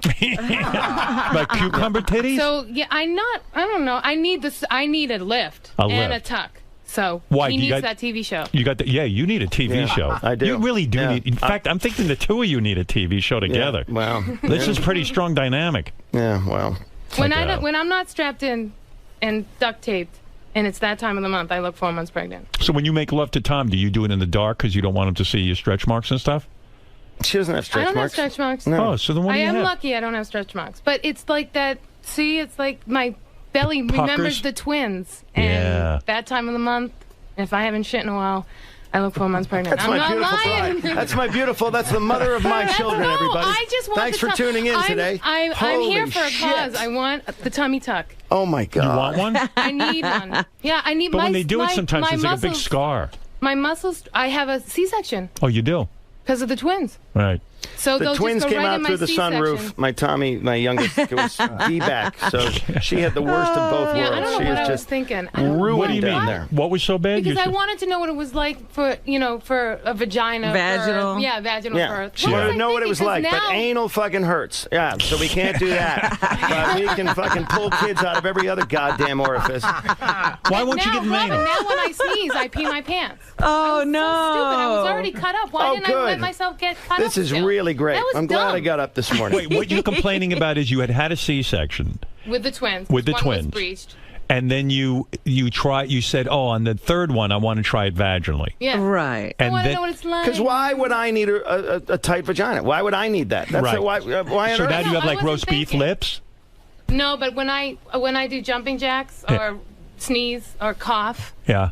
I pee my pants. Is that really She's true? got that little, that happens, that Howard. happens. I know. So I need That's that hot. operation too. I That's think not that's hot. If you peed your pants, I think that's so hot. Get her in the tickle chair. You That's could make it. it Oh, happen. don't do that. Tom, I think But your that's wife's it. There's, super Robin, there's an hot. operation that Thank can you, do sir. that. It can tie up your Right, vagina. you can tighten up things. So yeah. I need that operation too. I need a lot of work. NBC just called Tom. They're giving the show to your wife. I don't blame them. They made a fine choice. Yeah. Look, they already Wow. did the show with one comedian. They need to do a show with two comedians Why don't who you are married to each other. Why don't you give Tom anal though? What's he's complaining? You know, let me jump in here. We decided on our 5-year anniversary that we were going to try anal, and I was going to have to do the laundry and the dishes for a week, and we did. And I'll tell you something, that strap-on fucking killed because I can't even sit down. I'm glad I'm a stand-up. You're not open to anal? Dishes for a week. For me to do that, I'd have to have a lot more than dishes for a week. You Okay. doing the dishes for the All week. right. It would have to be a big Are you contract, afraid of it? Howard. Are you afraid of it? I'm not afraid of it. Do you want to try it? Do you want to try it? You did? We did. How about those You know. giants? Unbelievable. You tried and it didn't Eli work was out. on fire You last couldn't get it in. No, we did it once, right? Can we talk about how huge my penis is? Because Yes, it hurts. It's really big. God, I love you. It's so. I love you so much. It's so big that it has like angles and like look, it sways. It turns corners? Yeah. What do you mean it has angles? Because Like I it don't have turns any. corners. It sways to the left. I'm bent a little. You're I got that a- big? I Oh, got you're a bent? He can do He can do a helicopter Yeah. trick. How many inches do you think he is? Do you ever measure him? We never measured you, honey. No. Why don't you do that? I should. Yeah. Remember to measure from his balls so he doesn't go, so it He doesn't does go it. to his head. Can I tell him about the helicopter trick that you do? Let's not do that. Do it. No. He can jump up and down like in a way, Jump up and down and make it flap. and his penis goes around in circles like a helicopter. Oh my goodness! Now, see, you should have done that on the show. You would have won. He would have won. I can't do that. You could have won AGT. You would have beaten those dogs. Beat those dogs. It kind of looks like a dog backflipping. Oh, wow. Congratulations. Wow. You could have taken flight above the audience. Imagine if you lifted off the ground. Wow, I wish I could do that. I have nothing. If I jumped up and down, nothing would happen. Yeah. There's no helicoptering. It's a skill. It's a skill that gets you nowhere in life, but it's a skill. Yeah. Isn't that how Vic Morrow died, with a helicopter thing? Yeah, he was cut by the blades of Tom's penis. Yeah. Wow. Yeah, that's a visual. Yeah. You guys are such a great couple. Yeah. You think Tom should have won, right? I mean, I really I thought he was going to get it. I thought he was going to get it, too. I love the dogs, don't get me wrong. I think it was even good for America's Got Talent that a dog act won. In a So sense. do I. Yeah. But I would have felt a lot better if a comedian won, because I went in there with the goal to find someone who could really go to the next level, big break in their career, blah, blah, blah.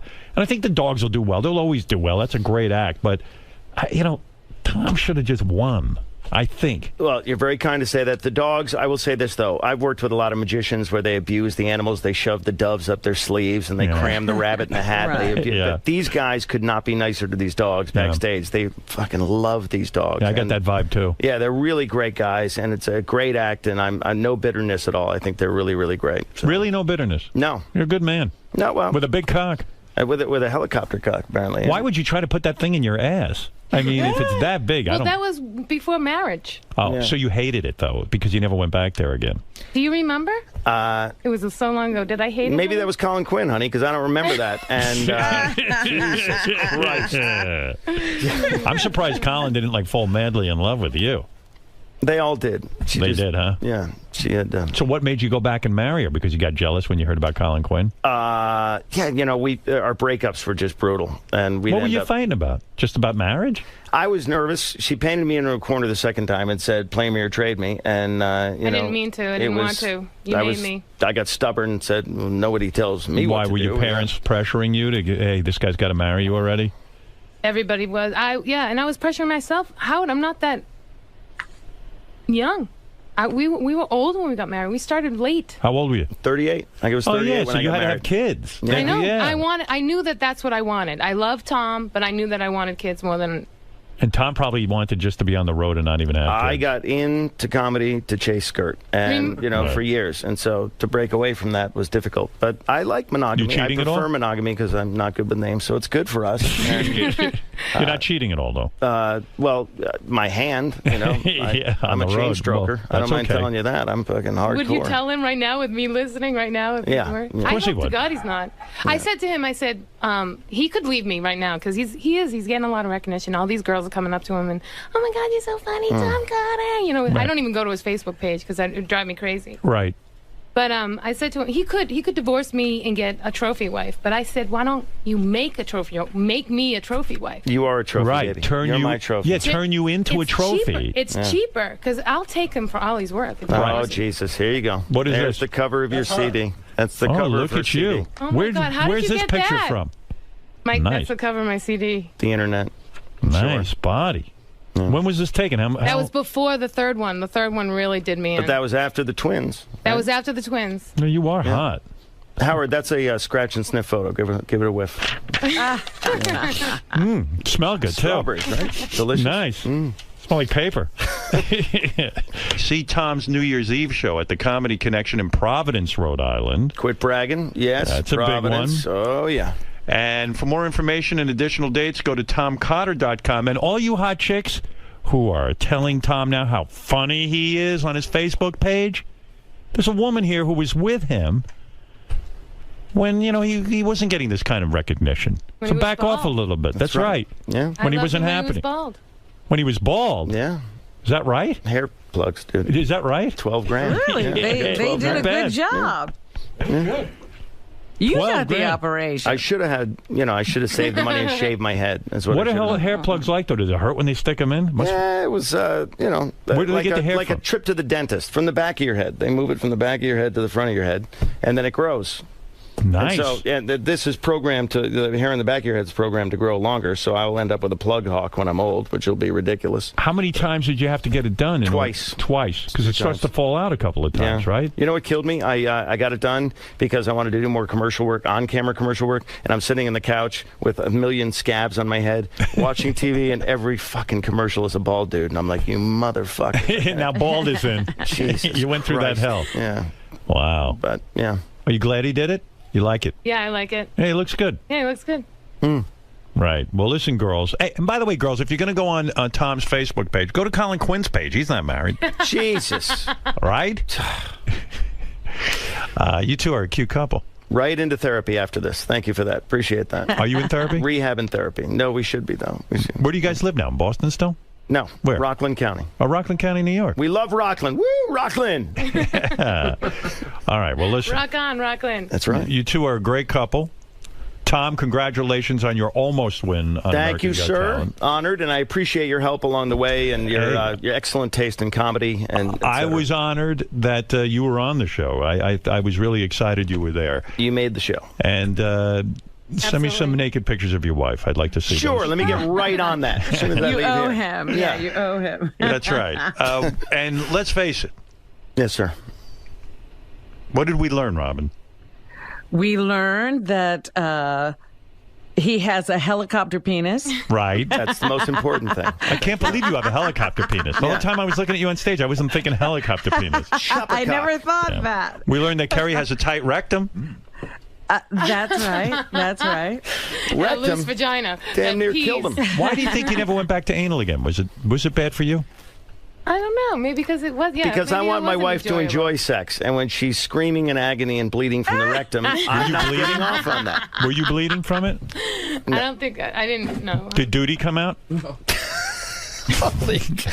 I'm glad her parents are tuning into this. Where are your parents right now? Oh, who cares about yeah, that? they don't know. I don't think they. Wow. Yeah, I'm just thinking about it. I hope they don't. I hope they don't ever hear this Duty. and find this. Would you? All right, listen, you two. Yes. You know what? We've learned enough. Yes, we have. Certainly have. Too much. Too much we've learned. Too much. Well, I am saying officially Tom Carter and his wife should have a TV show together. Honored. Me too. Thank you. That's right. Well, one of you should have a TV show. One of us. I'm for any one of you having a TV I will show. stay at home and be a bitch. I don't care. Please, let me do that. I don't know, honey. Yeah. Can you handle that? I can. Yeah. Seriously, absolutely. Tom, you got to get a TV show. He does. Your lips to God's ears. We'll Talk see what show. happens. Yeah. Talk show, something. It's good. It's funny. All right. We'll be back right after these words. I'm afraid to leave her in there alone. Tom, I feel bad. Do you? I feel bad. Do you really feel bad? Well, I feel I badly. think you're full of shit. I don't think you feel bad at all. Well, I spoke to you earlier and treated you like a normal guy, not like a guy with a helicopter penis that deserves a lot more respect. Yield to the helicopter. That's all I have to say. I mean, I'd be like one of those little pinwheel hats compared to you. So I'd show it to you, but you don't have enough money. what will? I heard you say damage control. What's that Are you going to kidding me? entail? I'm sure my Facebook and my internet is just blowing off.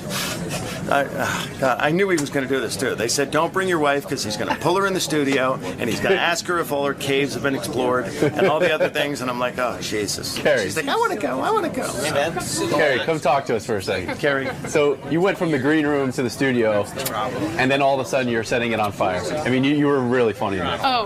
Yeah. The green room to the red face.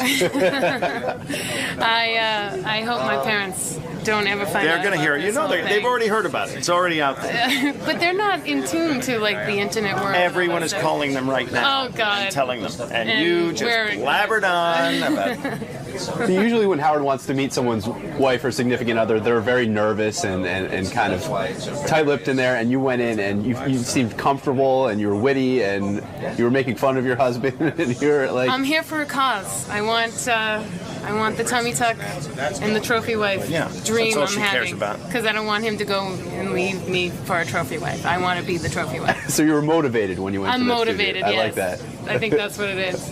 Would you leave this? Who would leave that? I wouldn't. No one would leave that. Hell no. No. You did once. That Should was we go when there we were again? Dating. We were dating. It's a nice house already. Jesus. House and the chick. All right, guys. Great interview today. Thank you. Thank you. Thank you.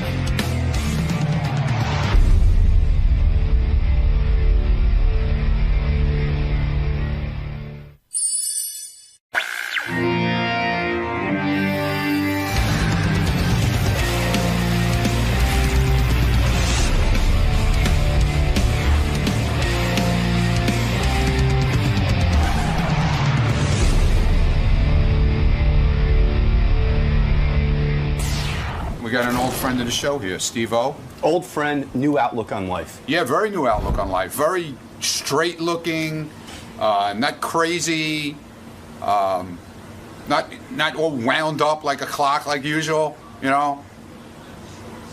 So let's see if that's true. Well, who is it that we're talking about here? Steve-O. Oh, I said that. Okay.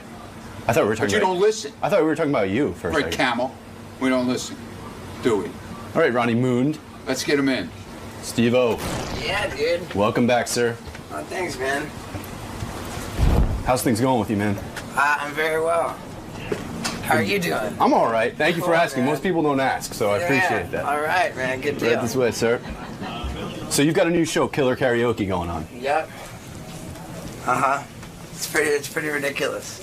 Combination of like Fear Factor, American Idol type of deal. Yeah, people sing karaoke while horrible shit happens to them. I like that. It's a pretty cool premise. Yeah. I think it's gonna do well. I think I'm doing a bang-up job hosting it, too. I can see that. Yeah. Yeah, it's cool because I get to, like, still be, like, sort of, you know, doing crazy shit, but, like, also not doing crazy shit. It's a good little bridge to maybe a career and not hurting myself. You found a happy middle ground, a medium. Yeah, I think it's a very appropriate transitional job for me. I like it. Yeah. Did you bring something for Howard? Is that? This is just a boxing glove that I wanted to get him to sign. I got Robert Downey Jr. and Kim Kardashian here. I'm just getting cool people to sign it, and so that this family can auction it off. Like their little girl has cancer, and it's kind of a sad story, but I'm doing what I can. That's nice of you, man. That's cool. Yeah, man. So yeah, I'm not trying to do any fucked up stunts or anything. It's my first time coming here with no crazy plan. There's no shock agenda going on. Right. All right, man. Yeah, dude. I think it'd be cool. I think it will be too. I'll see you in the studio, man. Hey, for sure, man. Thank you. Thanks. Go ahead with Steve-O. By the way, did you see the picture in the back here? Like, this is from 1998, but like, holy shit. He said that's look on the next page. 5 feet of water at the bottom of that. That's him there at the top, jumping off that balcony. God. Into that. Into like a small hotel pool. God. I know, it's insane. You know, I can tell you something. Last time he was here, he had the book, right? So Lucas is like insane fan of his. So I took the book and Lucas read the book, and Lucas it had into some weird shit. Had all the drug stories, like all the crazy. And Lucas would come down every night and go, "Did you know Steve-O got his teeth kicked out because he got a fight?" But I have to tell you, like at the end of the day, it was a really Steve-O ends up being good, and Lucas is like, "I'm never doing any of that shit that he did." Oh, maybe it's a good influence. It was sort of oddly a weird, good influence. But all the drug stories are in there. Steve-O, as you know, is part of the whole Jackass thing, although I think he's had it with that. Or is Jackass still in effect? Let me take a look at him. Who knows? Yeah, he looks good. Looks healthy. Look at you, dude. All Never sober. thought we'd see a healthy Steve-O. Well, the last time I saw him, he was sober, but like newly sober, and like you know when like a fat person loses weight, they don't quite look right at first. Like when you went sober first, yeah, you look better. It was odd, yeah. It was odd. But now you're starting to grow into your sobriety, and you're actually looking real normal. Well, thanks, man. I appreciate it. I think there's a compliment in there. I'm trying to compliment you. It's just hard. Yeah. You have one of the most unusual speaking voices, and I read recently that you have esophagitis. Esophagitis, yeah. That's from vomiting too much? I think that played a major role in it, yeah. What were you doing vomiting? Well, I don't know if you've ever seen any of my work. Yeah, I've seen your work, and he's always vomiting. You're always vomiting? Uh-huh. Well, vomit always plays into it. But so, in other words, esophagitis. Right.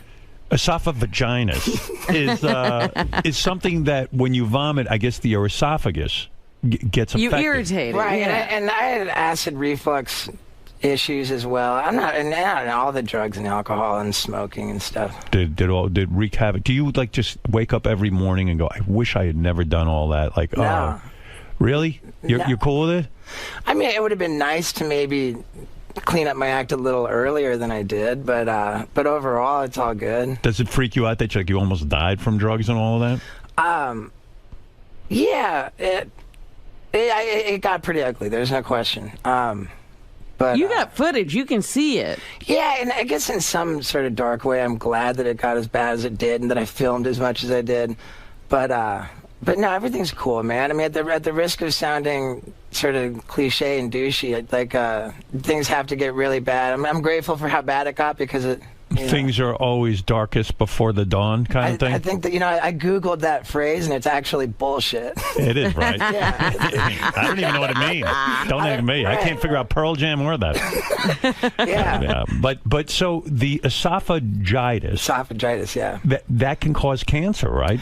It's it's something that I got to keep tabs on. Every 2 years I go in for what's called an endoscopy. And they put something down your throat? Yeah. They jam it all down your throat and check it all out. Do they knock you out for that? They do, yeah. Yeah, because I mean that would be awful. That feeling of something going down your throat like that, right? But I'm pretty sure that it's a camera. Yeah. Right. I think that the stuff that they use to knock me out is not like narcotic or anything. Yeah. How do they do that without narcotics? Well, I don't know. I think I'm not really sure. But I'm always like, whenever I'm in a doctor's situation, I'm real.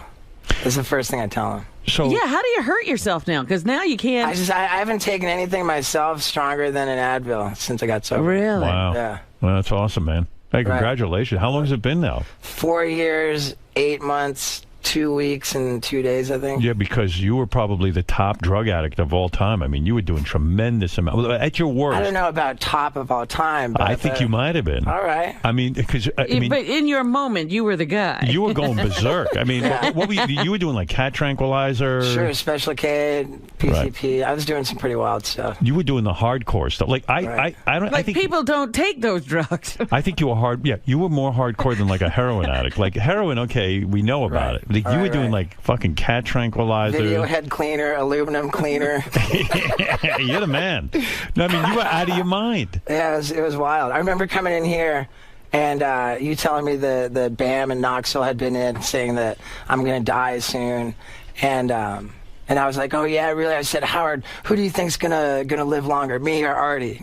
He said, Artie's going to live way longer than you are. I was probably wrong about that, too. What do I know about drug addicts? I didn't know he'd try to kill himself. I miss Artie. Yeah, he's a good man. Yeah. Yeah, he's doing all right. He's doing well. Right. Yeah, we saw him a couple of months ago. Okay. Yeah. But, you talk about old friends and seeing them, people you worked with.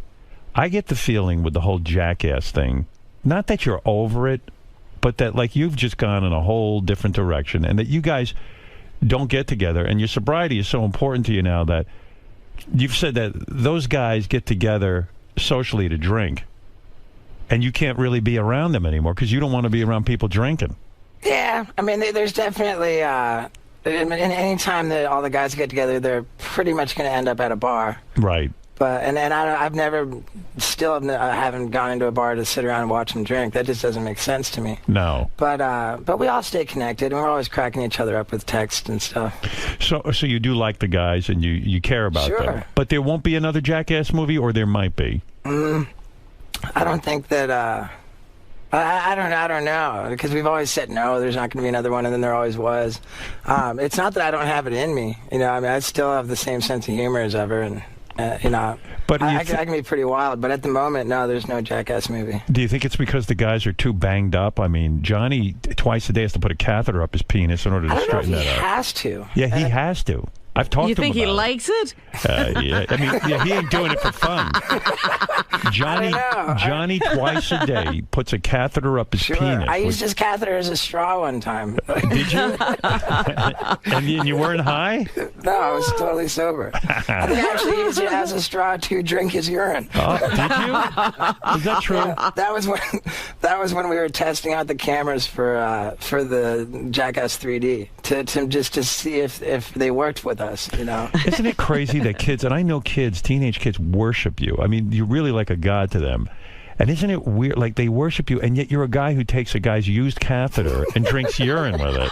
And these kids want to grow up to be you, See, this is what I think is wrong with America. Isn't it mind-blowing to you in some way? Sure, I think Jackass is very much a barometer for the downfall of America. Are you starting to fear that you're against what Jackass represents? Could you actually be going that far? Are you going to go the religious route? Not at all. I think that Jackass has always been in a very good spirit. That we've never hurt anybody but ourselves, and we've always been very self-deprecating, but not cruel or wrong in any. I think it's very wholesome, really. When I Jackass. When I talk to you Wholesome? about Jackass, wholesome. Yeah, listen to who I'm talking to. Steve thinks it's wholesome. It shows male camaraderie at its best. Yeah, okay. So Steve-O, by the way, is our guest today. Who's in the hot seat? No, Steve. Seriously, I get the feeling that when I talk to you about Jackass, now when I talk to you about it. It's almost like when you talk to the Beatles after they were just about on the verge of breaking up. Like, in other words, everybody has gone their separate way, that you almost get the feeling behind the scenes that you and the guys, you all have your different interests, you've gone your separate ways, and then it's almost like you don't even want to talk about it anymore. You've moved on in your life. You're doing stand-up comedy. You got a game show, which I got to talk to you about. You know what I mean? It's almost like you don't even want to hear about it anymore. I think there's an element of truth to that for sure. Like when people come up in the street and it's like, oh, dude, like you kind of don't want to talk to the guy in the street about Jackass because it makes you a little bit sad because you're not doing it. Right. But as far as like avoiding or not wanting to talk to the actual Jackass guys, I wouldn't say that's true. Have you made enough money that you could? I read somewhere you're worth $2.5 million. Is that accurate? Is that accurate? It's not, but if you say what you're worth and it's less than people think, then you're a chump, and if it's more, then you're a dick.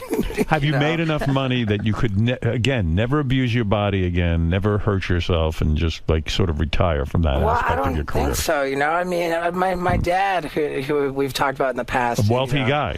Yeah, he's got me paying attention to the financial world and the quantitative easing and the government debt and all this stuff, and really that we're seeing the dollar like devalued, and in any case of like hyperinflation or economic collapse, I don't think that anybody's in safe shape. So I think the future is very uncertain. So were you a Romney guy in the sense that he was? I can't stomach Romney now. I hate Obama too, but you hate everybody. You hate them all. I mean, I suppose I definitely prefer Obama, but I just remember the last time around voting for Obama, and he was, we had just seen the economic crash of 2008, and he was talking about, we're going to get we're going to get really tough on the banks aren't going to push us around anymore. And as soon as he came into office, he just appointed everybody from Wall Street and the banks into all the positions. So would you have liked to see more regulation on Wall Street? Is that what you're saying?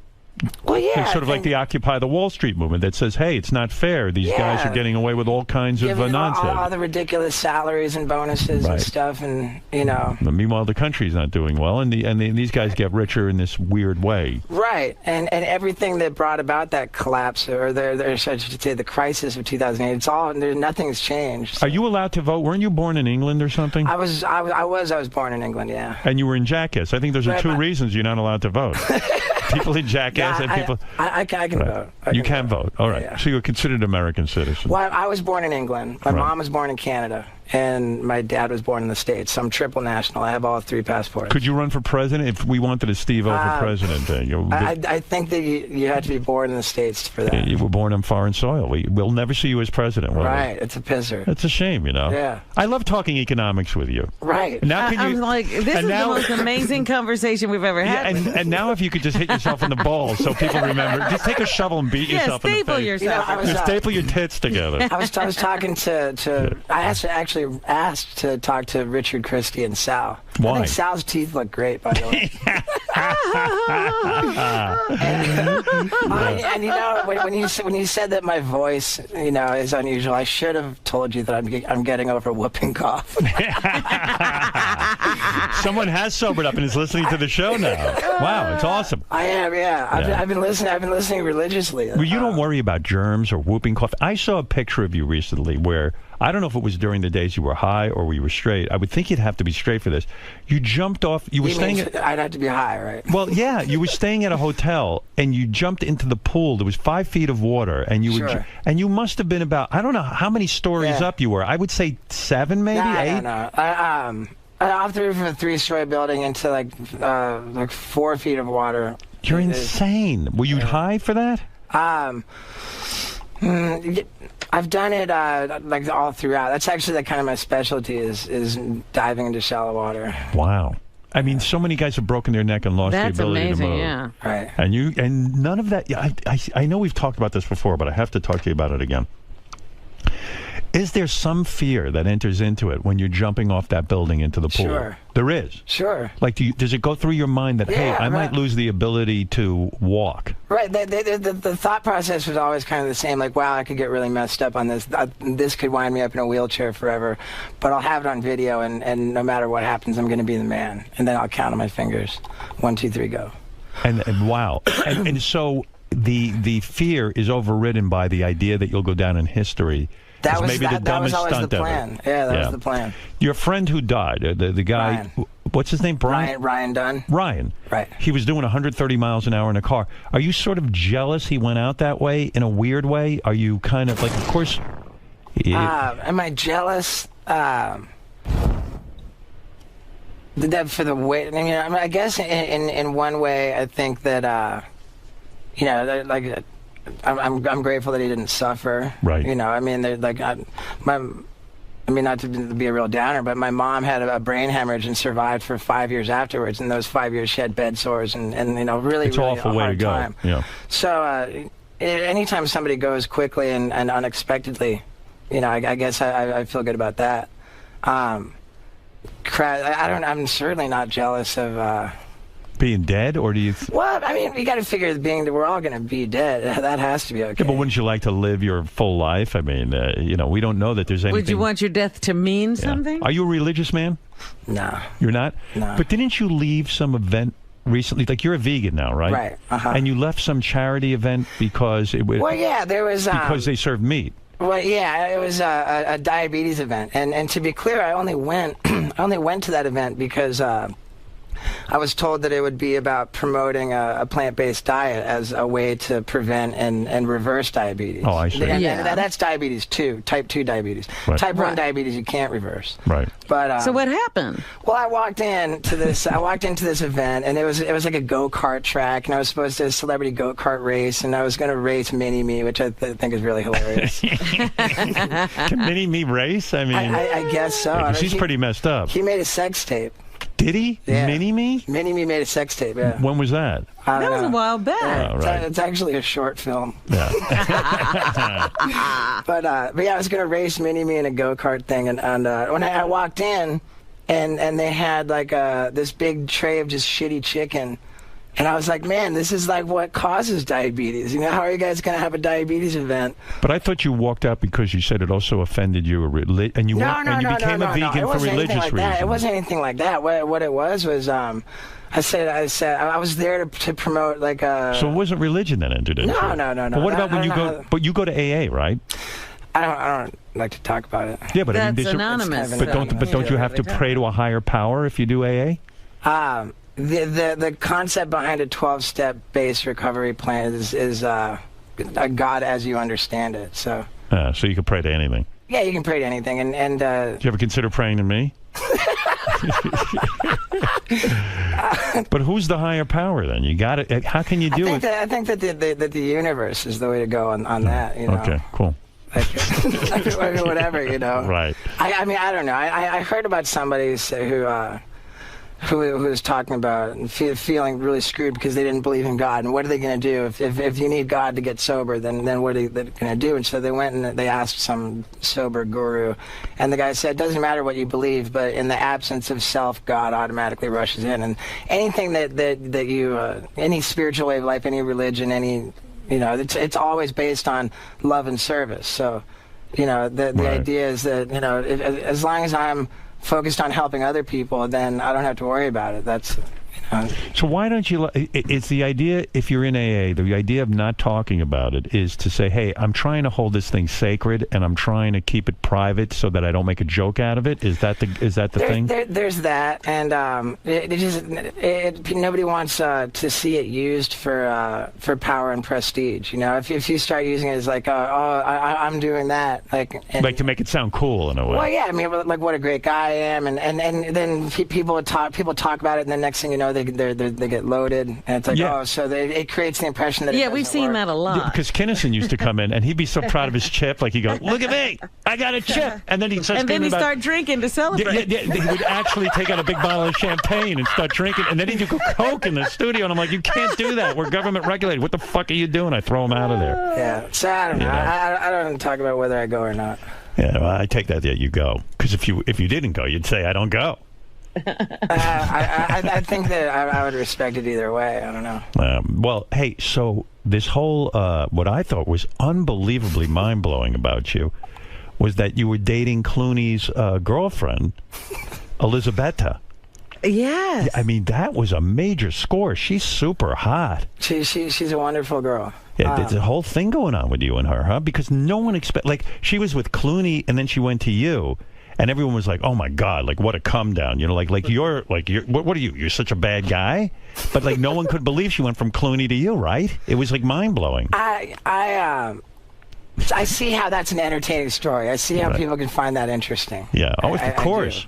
Right. If I ran a celebrity gossip website, I probably would have featured that story myself. I met her. Right. I was. Sure. I know George, and I was at a party at Jimmy's house, and she was there. What a slamming body on this chick, huh? But did the accent annoy the shit out of you? I wasn't too terribly concerned about her accent. Yeah, fuck the accent. Who cares? Did you even hear it? Yeah. Yeah, right. I don't think I would have heard it either. No, I heard it, and You speak any Italian? I don't know, but You're fluent in Spanish, though, aren't you? I spoke Spanish and Portuguese when I was a baby, but you grew up pretty wealthy. You had a Spanish maid who you even say took care of you more than your parents did. Yeah, it was live-in Brazilian maids. Because I was born in England, I moved to Brazil when I was 6 months old. Right. Spoke my first words in Portuguese. No kidding. Yeah, and then I moved to Venezuela. Your parents were hardly involved, I guess. Right. I think that I whoever was around, that's the language you spoke. Right. I mean, that's sort of sad. Your first words were in Portuguese. Right. Because I was raised by maids, like Tarzan was raised by apes. Did your mom not have any? Yeah, right. Did your mom not have any interest in you? I mean, was she pretty aloof? Well, I don't know about that. I think my dad was the president of Pepsi Cola Brazil. Right. So, my parents just had shit popping. They were they sure did. And I suppose I was sort of lacking for attention a little, and that might speak to how I turned out the way I did. Were you one of those rich kids who's like the maid taught you about sex and all that? No, it wasn't like that. It wasn't like that. But you're fluent in Spanish from that, which is pretty cool. That was Portuguese. I was fluent in Portuguese. When I was 2 years old, I moved to Venezuela. And I spoke fluent Spanish in nursery school. Mis labios se pescan la cocina? Well, see, but then I moved to America when I was 4. I forgot everything. Oh, you did? Yeah, I spoke 3 languages. I spoke 3 languages. Why don't I believe you? No, I did. Really? I think by the age of 3 or 4, I spoke 3 languages, and by the age of 5, I forgot 2. Wow. But I spoke Portuguese in my sleep at summer camp when I was 11. There were these kids from Brazil, and they were like, "Dude, you spoke fluent Portuguese in your sleep." Do you think your dad ever banged the maid? Like Arnold Schwarzenegger? I don't think so, no. Yeah, I can only imagine the rebellion your father felt when you went into Jackass and you're doing all this crazy. First I went to clown college. I know, and he must have been livid. I mean, because the guy was such a successful businessman, he probably wanted you to do that. Well, I went to... I went to the University of Miami and I dropped out pretty abruptly. And that's a party college, no less. Right. And then I years later I got into Ringling Brothers and Barnum and Bailey Clown College, and my dad was not feeling that at all. Well, what does it take to be a real rebel? I mean, to go against your parents. I mean, when you tell your father I've dropped out of University of Miami and he's such a strong figure. Yeah, and then I went and had the government test drugs on me for money and stuff. Like, really? I was doing these crazy... Oh, so you abandoned the money and everything. You just... Well, yeah, and I was actually couch surfing for 3 years after I dropped out of college. Just sat around. Well, I mean, I didn't sit around. Living at friends' houses. I was all over the place. Right. Following the Grateful Dead and, was the old man livid?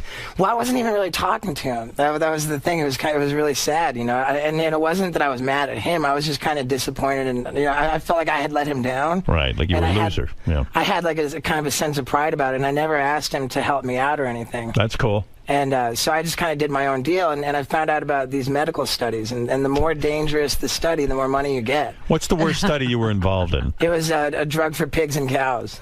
They tested it on you? They did, yeah. Well, why not test it on pigs and cows? Well, because the idea was to make... you don't want to give it to them first. We value them.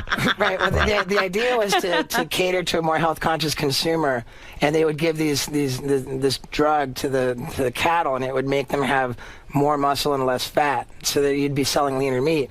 But then when people eat the meat, like a trace of the drug enters the human body, and if ever that's the case, they have to determine how much the human body can stand to that shit. Right. So did you ever learn what the name of the drug was? Ractopamine hydrochloride. And is it illegal now, or is it? I don't know. Was it ever approved by the FDA? Are they still using it? What are but they doing?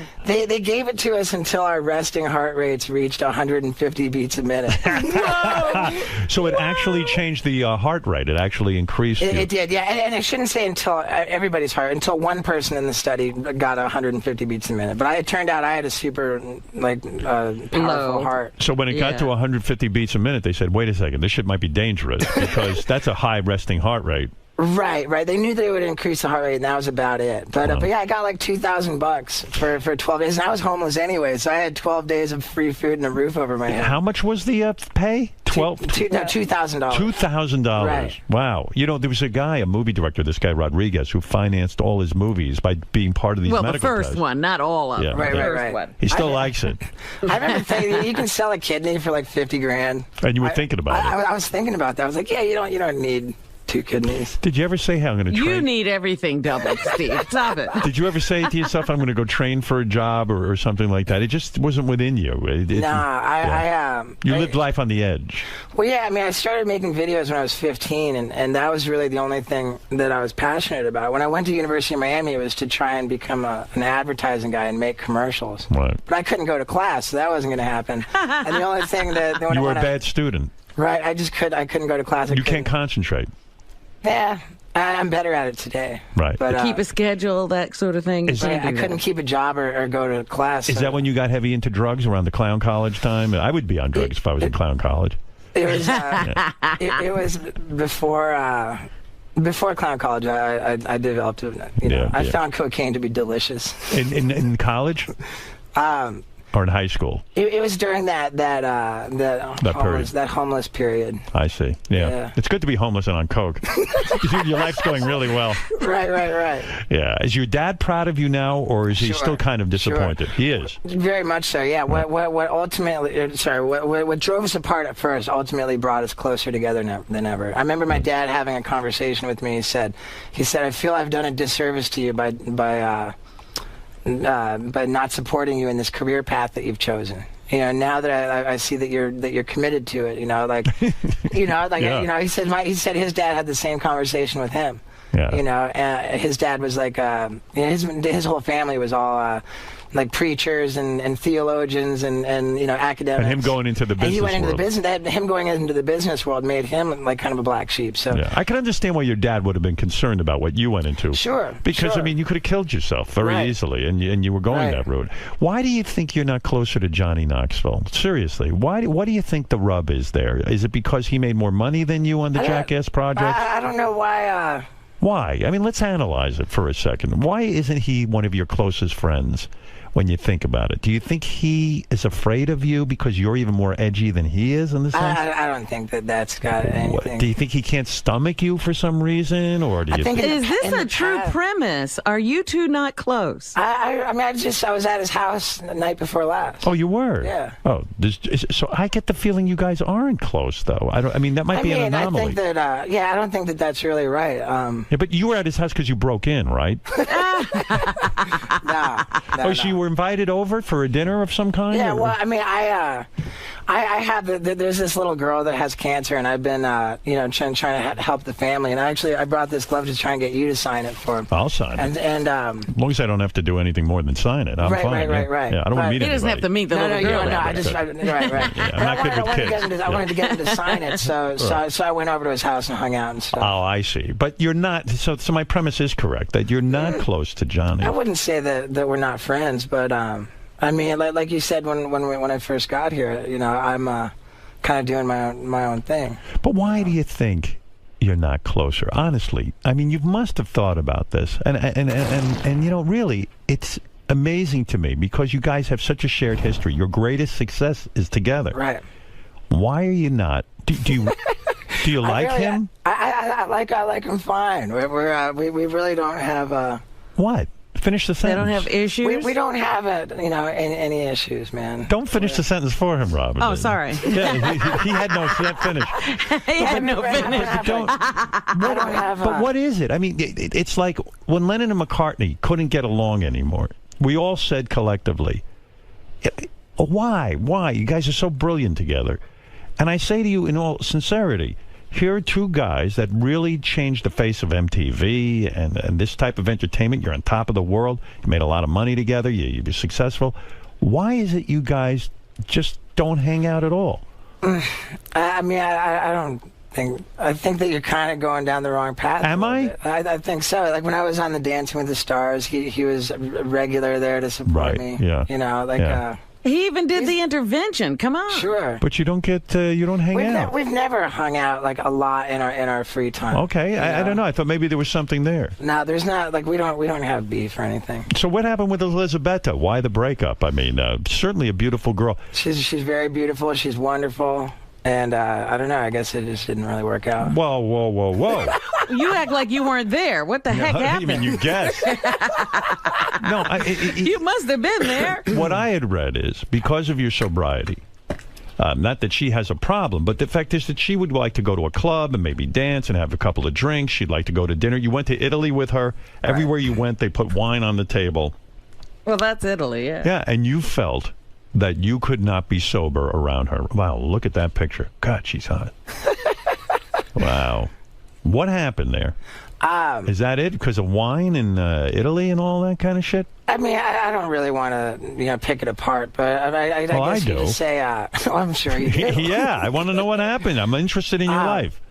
I mean, I'm interested in your life. I am. I'm interested in your life. I mean, we've always been interested. There are a lot of lifestyle differences, and you're right about the one thing, and then I'm vegan, and she's not vegan. She's actually like the opposite of vegan. Well, does everybody have to be the same? But then again, I don't want to criticize her, man. I love that girl. She's no. wonderful. I'm saying now that you stop drinking, everybody has to stop drinking. No. It's not that.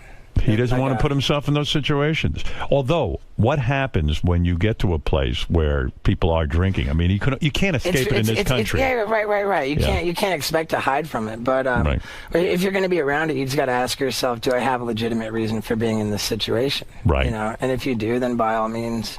Are you such a drug addict and alcoholic that you literally are just better off as soon as you walk into a room and people are drinking, you're better off just leaving? Well, again, if I have a legitimate reason to be there, then that's fine. When your friends, your personal friends, have you over to the home, and let's say they have a dinner party or something, and do they people have are to drinking, hide all the booze? Do they say, "Hey, Steve-O is coming to the house. We're not drinking tonight"? Does everyone have to kind of get sober it's for not, you? It's not like that. Because I don't want to have you over if I have to do that. Yeah, it's not like that. I can control my drinking. I think I can anyway. Yeah, no, I mean it's kind of like. Sugar's not bad. It's just bad for diabetics, right? Right. And so like drugs and alcohol are bad for me because I'm an alcoholic drug addict. When's the last time? But also the vegan thing. Now you don't want to be around anybody who eats meat. Well, it's just if every time you're always going to a restaurant, I like to go to vegan restaurants a lot, and then to do that. Right. So do you have a girlfriend now who's a vegan? No. Yeah, we got to find you a vegan who doesn't drink. Good luck. You ever see what girls look like who are vegans and don't drink? They wear Birkenstocks. I don't know, man. Times are changing. It's funny too because you're a guy who will drink urine, but you won't drink alcohol. Won't drink booze. Yeah. It's so funny. There's this. This rap guy, he's pretty popular at this point. His name's MGK, and he put out this song where it's called Wild Boy, and it, the whole song is saying, "Call me Steve-O, I'm a wild boy," and he wanted to record for the remix with me, and so I showed up, and I'm like, okay, well, we're gonna film for the video, and so I brought these hair clippers and And we shaved our pubic hair. We rolled up a big joint with nothing but pubic hair. And you smoked it? Yeah, and I smoked it. Do you get off on that? No, not at all. But Nothing.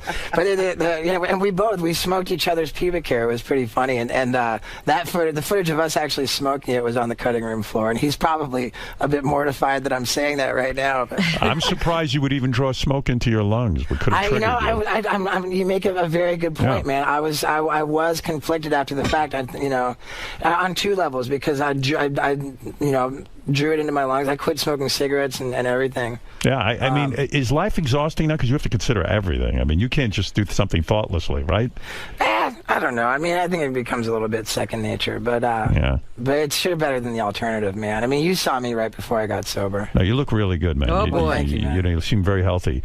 And so now where are you living? In Los Angeles? I'm living in West Hollywood, yeah. You live in West Hollywood. No girls? Nothing? I mean, are you completely single now? Yeah, I'm single, but there's one girl I've been hanging out with. Fucking a little bit, yeah? She's good? Yeah? Parking in the pink zone. No kidding. Look at you. How long were you with that Elisabetta? 2 years, huh? No, not 2 years. It was most of this year. Clooney was quoted as saying he thought it was hysterical that you were dating Elisabetta. I think so. I hope I have that right. I don't know. Oh, my God. How dare he? How dare he? Elisabetta said a romantic trip with Steve-O to Italy in February became a nightmare because Italy was full of temptation for him. Let me see, wait. George Clooney, who dated Elisabetta for close to 2 years, reportedly told a friend he thought it was hilarious that she was dating Steve-O. All right. You think that's a jab or a compliment? No, I think it's just so out of... You see what it is? I think Clooney was kind of like, wow, that's just so out of the clear. That's just so Nobody opposite. would suspect that that's where you go next. That's right. Right. Yeah, I mean, Clooney was like, wow, really? Steve-O? I've never heard anything bad about him. I think... he's a good dude. Yeah. I'm just wondering if... Maybe he was boring. Like, I know if Beth and I broke up and I found that she was dating Steve-O, and as whacked out as I am, I'd even be like, whoa, Steve-O. I mean, I think it just comes as a shock when someone's dating Steve-O. Sure. Because maybe Clooney was boring. You're an edgy guy. I can be pretty wild. Yeah. You bring the fun. Well, I'll tell you what, Robin always said she found you very sexy. Well, I've always found Robin very sexy, and I love the tension that we've always shared. Right. It breaks my heart to only hear her. So get well soon, Robin. Thank you. So were you excited that you had Clooney's girlfriend now? Like, I mean, where did you meet Clooney's girlfriend? We had a mutual friend who introduced us, and like a blind date kind of thing. Yeah, I mean, we both knew each other were, so I wasn't blind. But, But that's odd, too, that a friend would think of hooking you up. Yeah, who would think of hooking anyone up with Steve-O? You know what I mean? It's almost weird. And so the friend said, hey, Steve, you should be with Elisabetta because she broke up with Clooney. I mean, it just come out to lunch, like... You went out to lunch and hung out? Went out to lunch and hung out, yeah. And did she make you wait a long time before you can get into her pants? We got together a number of times. Really? Yeah. She wild. You must have been way wilder than Clooney in bed. I mean, you're way crazy. I mean, right? She must have been like, "Oh shit!" I imagine I was more disappointing, actually. Oh, that's right. You come very fast. Yeah, Clooney. Pretty quick. Clooney does not come fast. I've heard. Yeah, he knows how to hold out and please a woman. Yeah, no. Do you say to Elisabetta, "Is my cock bigger than Clooney's?" Like, do you ever like? I never asked any questions. No. Yeah, because you say your cock is not big. It's not terribly big. No, and so she didn't snicker or she didn't when you pull down your pants, she goes, "Oh, I mean, like this is not as big as George." No, we never had any conversations like that. Nothing like that. No. So she was satisfied with your penis. Were you able to give her an orgasm because you do come so fast? I don't know. Can you ever know? But do you think you did? I think I may have. You may have, yeah. What happens when you're with a woman after a few months? Like maybe you get to hold out longer? Maybe a little bit, yeah. Yeah. Did you wear rubber? I did, yeah. You did wear a rubber. I never know with you because you're so on the edge. I can't imagine you putting on a rubber. I mean, I think he might remember them now. Yeah. I mean, before forget anything went right. Had to be years when he didn't wear a rubber. Oh, so you did wear a rubber. Man, this is like now I'm starting. I really don't want to hear from Elisabetta Why not? that she was upset about this. She's fine. She doesn't even speak English. Don't worry about it. She doesn't know what's going on. This will never get back. What are you all uptight about? You worry too fucking much now. You went from not worrying about about anything to worrying all the time. No, I'm not worrying all the time. But I mean, come on. Although I just want to I can't figure out if I was with Clooney's ex. I don't know. Would I guess I'd be. I'd want to prove every minute that I'm better than Clooney, because he's so fucking good looking and he's successful and all that. Like I'd be like, I got like the ghost of Clooney would be in the room with me. You know what I mean? Yeah. Do you follow what I'm saying? I understand what you're saying. Yeah. Yeah. I'd be like, shit. She should take but then you, again, I think also, Steve, you sort of let it go, right? I wasn't really worried about it, and I guess like you pointed out, it's such a contrast. It's such a wild difference that like why compete when it's so had different? To be wilder than Clooney. I mean, I got to figure when a girl's in bed with you, whether it's Elizabeth or anybody else, you're up for a game. I mean, you're up for like you're just doing the missionary position, right? I mean, are you crazy in bed like the way you are in Jackass? I try. You do. I try my best. I want to be impressive. Like, what crazy shit do? You lick a girl's asshole and stuff? It's happened. Yeah. So you get crazy. You get her up on all fours and start sticking your tongue up her ass. Because if you're drinking urine, you must be doing crazy shit in bed. You know what I mean? It's happened. Because I can picture Elizabeth go, "Oh my God, this is so much better than with Clooney. Like you're just doing it so hard, and you're hanging me upside down on a meat hook. I can't like what crazy shit do you get into in the bedroom? I don't know. Maybe I'll try out for AGT. You should. Did you see that guy Horse on AGT? Sure, I watched every episode. Man. Wasn't he phenomenal? I would think you would have liked him. I think he's great. Did you think he was funny, or did you think he was too Jackass-like? I mean, I don't have any problem with that. I think he's fantastic, and I don't know what his secret is, because where I've taken plenty of nut shots myself, right? And like I'm genuinely scared to death of them, and he doesn't seem like. And he's like, yeah, it's cool, just hit me in the nuts. And he doesn't wear a cup. I did this thing with him where I took a tennis ball that goes 90 miles an hour in the machine and shot it right into his nuts and cock. I saw that. The guy was not wearing any kind of cup or anything, and you gave him good advice too to not wear pants so that they could see that there's no cup. Yeah, well, what happened is I think the NBC had put out an edict that he had to wear pants after the first time because his balls you said screw NBC. I did. Well, I said the guy's not going to get anywhere if he's wearing pants because everyone's going to think he's wearing a cup. That's right. Yeah, and I mean it was unbelievable. And I thought of you guys because I said you guys made a great living doing stunts like that and stuff. And I'd go see this guy doing this kind of thing. Yeah, and I was touched that you that you mentioned us in your comments to him. Yeah, I said Jackass has to have inspired you and it has to be your hero. I mean, it's outrageous. Yeah. Now this new TV show you have, this is great. Now I don't even understand how a show like this gets on the air. This is a game What is show. this? It's a game show. It's called Killer Karaoke, and it's people singing karaoke while horrible shit happens to them. Now, it sounds like the dumbest fucking idea on the planet, but I don't know where I saw it. I saw it on the internet. I saw the commercial for it. Uh-huh. It's the funniest goddamn thing I ever saw. It's pretty good. It's pretty good. Robin, so this clip I saw anyway, I don't know if every episode is the same, but there's a lady, a heavyset lady, she's singing karaoke. While she's singing, Steve takes her along a path where she sticks her head in a box and she doesn't know what's in the box. Like there could be a skunk. It could be like fucking. It could be just weird shit on her hand, and she has to continue singing. That's the point, right? She has to continue. You can't stop singing. Well, the woman is screaming and singing at the same time, and really genuinely petrified. Sure, and genuinely singing too. Yes, and genuinely singing. That lady was singing Carrie Underwood. How does anybody win on that show? In other words, or lose for that matter? There's 6 contestants per show. Right. Each person has a song with a challenge, and after the first 2 people go, the audience votes one of them through.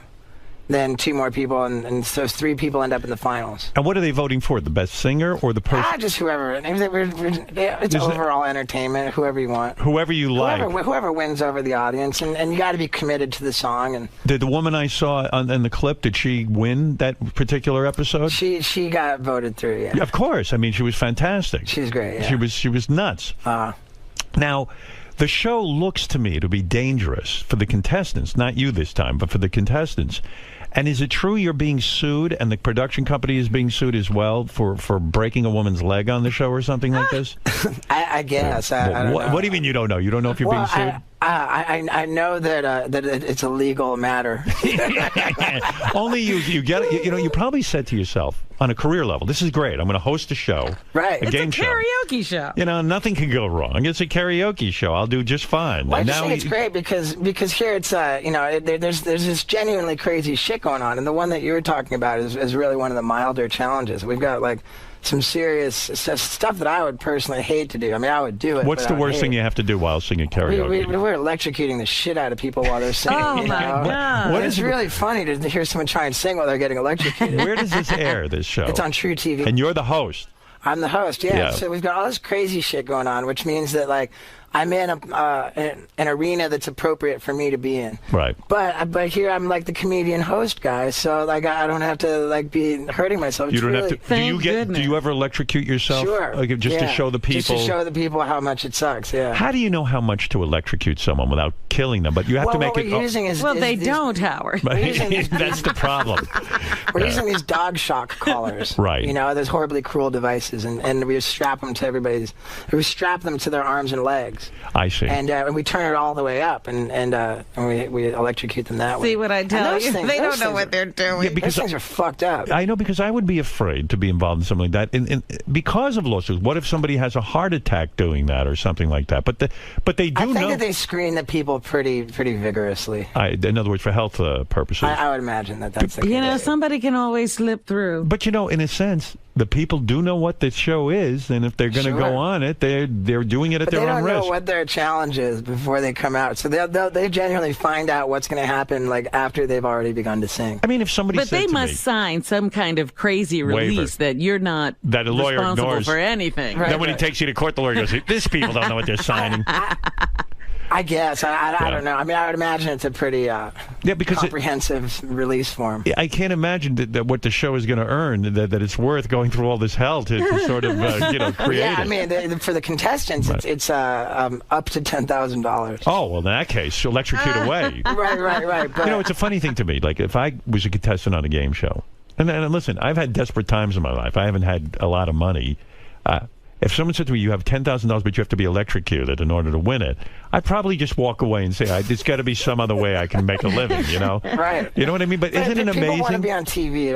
More than they're after the money, I think they're after the spotlight. That's right. I think that's really the case. So it hasn't dissuaded the production company from continuing with the show, even though someone is complaining and filing a lawsuit. And why name you? What do you have to do with it? In the sense that you don't come up with these things. You're not the owner of the show. Right. You're the host. Right. Yeah. Well, they wouldn't have done it if Steve hadn't been standing there. Oh, I see. Is that boy? You think like a lawyer, Robin. Steve Robin, made me do shut it. up. Right. So you don't seem overly concerned about that aspect. I don't know. I honestly haven't heard anything about it. I don't know. Right. If I get I don't know, summoned for a deposition or something, then I'll have more information. I see. Well, let me tell you something. We've learned a lot today, Steve-O. Well, it's good to see you, man. And like I said, I've been listening to. Thank you. I never knew Ronnie was so fucking funny, man. Ronnie the limo driver, yeah. He's hilarious, man. And this is my first time coming here where I haven't had like some fucked up weapon or kerosene or something. Right. I like talking Sneaking to you. things in. I even used to say to you when you were high, I'd say, "Steve, I enjoy you as a guest. You don't need to light your balls on fire in order to be a guest here." And then you were like, no, fuck that. But we had a lot of good times, man. Do you remember dunking the darts in the tattoo ink and throwing them at my butt and stuff? Do I remember it? I still have I've got these tattoo dots on my butt. I jerk off to that. Are you kidding? There's been so much stuff. Like I remember coming here and Ronnie's like okay, what do you got? And I was like, oh, I've got this stun gun. I'm gonna stun myself with this stun gun. Ronnie says, "No, you can't do it, man. I got to take that from you." And so I'm like, "Oh man, Ronnie," and I'm going, "Oh, this sucks. Oh man, Ronnie. Okay, Ronnie, here you go." And I give him the stun gun, and then I walk in here with my backup. You had a backup stun gun. Yeah, I brought two. Remember the time you were really high and you came in here and you ate an entire corpse? That was crazy. Yeah, I'm trying to make up stuff that he wouldn't remember. No, but you know what's crazy to me too? I was watching the roast that you took part in. I'm talking about the Charlie Sheen roast. And Mike Tyson's there. Yep. And you said, "Mike, it would be an honor if you would punch me in the face, and Mike said he wouldn't. So you said, just hold out your fist, Mike. We planned it ahead of time, and this is the interesting part about this is that it wasn't the first time that I asked him to do that. And I said that, during my little comedy bit on that show that the last time I hung out with him was when we were doing all this blow in a bathroom in 2005. But that wasn't actually accurate. The last time I had seen him and like really spent time with him, believe it or not, we were locked up in a psychiatric ward together. I shit you not. And is that a bonding experience? Oh yeah, big time, big time. And I know that Mike doesn't mind, and bless his heart, I love him so much. Right. He's such a good guy, and he says, it happened. You tell it.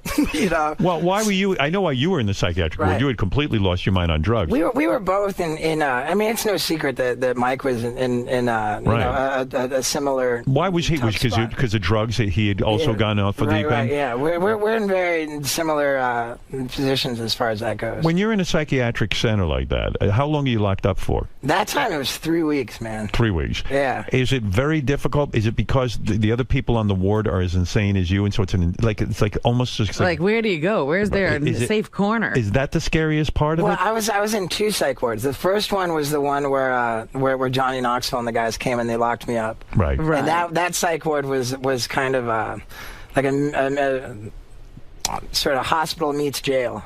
It was like really intense. The one I was in with Mike Tyson, about 3 months later, 3.5 months later, that one was more hospital meets country club. But it was still, it was a serious psych ward, and we're in the TV room together in the loony bin, and I'm telling Mike, I'm saying, hey Mike, I'm not asking you to punch me. I'm just saying, hold your fist out and let me just run into your fist with my face. And what did he say to you at that time? It wasn't the time. He goes, you're crazy. Why are you doing that in the hospital, Steve? He was crazy. I was trying to talk him into doing it with me once we got out, so I could film it. I wanted to film it. So when you're in the psych ward and you're there with Mike Tyson, are you kind of excited too that there's another celebrity there and you can bond? It's fucking Mike Tyson, man. Right. Of course I was excited. And do you approach Mike Tyson and say, hey, I'm Steve-O, I'm the guy from Jackass, and he's like, he knew. We had partied together. I see. So we had a history. And so do you work on getting better, or are you both like, hey, they're all crazy out there. We're not crazy. They're at that point we were both just it just wasn't the time. And he managed to keep it pretty quiet actually when he was in the psych ward, right? I mean, no one really knew he was there until he started talking about it. But for some reason, it somehow didn't make the papers. Well, I don't know. I mean, I think that his arrests maybe got more news than that. Yeah. Right, I was going to say, there's plenty of stuff in the press about Mike Tyson. Come on. There's plenty. I don't feel like I'm outing him. No, I understand. Do the group meetings, do you get to hang with Mike and hear his sad story? There was a pretty small amount of overlap when we were in there together. But are the group meetings crazy in a psych ward? Because everybody has a crazy fucking story. They're crazy. Sure, so it's and everyone's some people can't even talk, can they? I remember that then in the first ward, or the first psych ward I was in, it was just kind of sad because I remember this lady being like, the government has seized all of my money. They've taken my money from me. I've been in here for 3 months. I can't get out. Right. It's kind of scary. It is scary, yeah. But in any case, so then the roast comes up. Right. And I've got the same agent booked me onto the roast as Mike Tyson. We have the same guy. And the guy who takes the crazy people. Yeah, the crazy agent. Right. Yeah. And so I told the producer, I was like, oh man, I've got to play the black eye game with Mike Tyson. This just has to happen. So I got the agent and the producer on, and everybody loved the idea. So we kind of planned it out. And at one point during the show... now, let me describe to people what it is. Mike held out his fist, and you ran into it. With his elbow locked. With his elbow locked. And I went running and diving face first into his fist, attempting to get a black eye. Well, attempting to get a black eye. I saw the pictures of you afterwards. You had 2 black eyes. 2 black eyes and a broken nose. And a broken nose. and you laugh at that, right? Well, it turned out to be such a beautiful thing because Bam Margera broke my nose on the set of Jackass 3D. You know, he had his little trick where he comes up and sneaks up behind you and he punches you with the boxing glove, and he calls it the Rocky trick. Right. Well, we were filming something that was never going to see the light of day. You know, where we fired a high-powered BB gun, you know, like to shoot my nipple off. If you know it's never going to see the light of day, why bother I was doing just it? like, you know, just on the off chance that it might, and I was just ready to go. Right. And so we man shot this. At first, he just barely nicked my nipple, so we were able to kind of wipe it off and reshoot. Right. Then I buried the barrel of this rifle into and we shot it through my nipple, and it stayed in. Oh. So I still have the BB in my nipple today, and I love it. Wow. But so I'm standing there, and I've got my nipple gushing blood, and I'm sitting there just like, going on about how happy I am that the BB stayed in, and all of a sudden, Bam comes up behind me and punches me and breaks my nose, like really breaks it, and so but you couldn't use the footage because they weren't going to show the rifle bit. It really is the real Three Stooges. I mean, you know, those guys faked it. You guys really did it. Yeah. So I didn't do anything about it. I got to keep the BB in my nipple, and I'm like whatever. And then 2 months later, my nose is bothering me, and it's subtle, but it's bothering me. And I finally say, fuck this. Jackass is going to pay for it. I'm going to get my nose fixed. So I go to the nose doctor 2 months after the fact, and the guy says, I can't, you know, he says, you let it heal this way. Right. You let it heal this way. He says, if you want me to fix your nose and set it straight, I have to re-break it with a chisel and then set it. And so I hear that, and I'm like, oh, I'm good. I'm cool. Right, I forget it. But then I go to the Mike Tyson, to the Charlie Sheen roast. Yeah. And Mike's down for it. So Mike, you know, at first when I did it after my little comedy bit, you know, his fist landed on my forehead, and it was kind of disappointing. So I was squirming in my seat. Oh, let me do it again.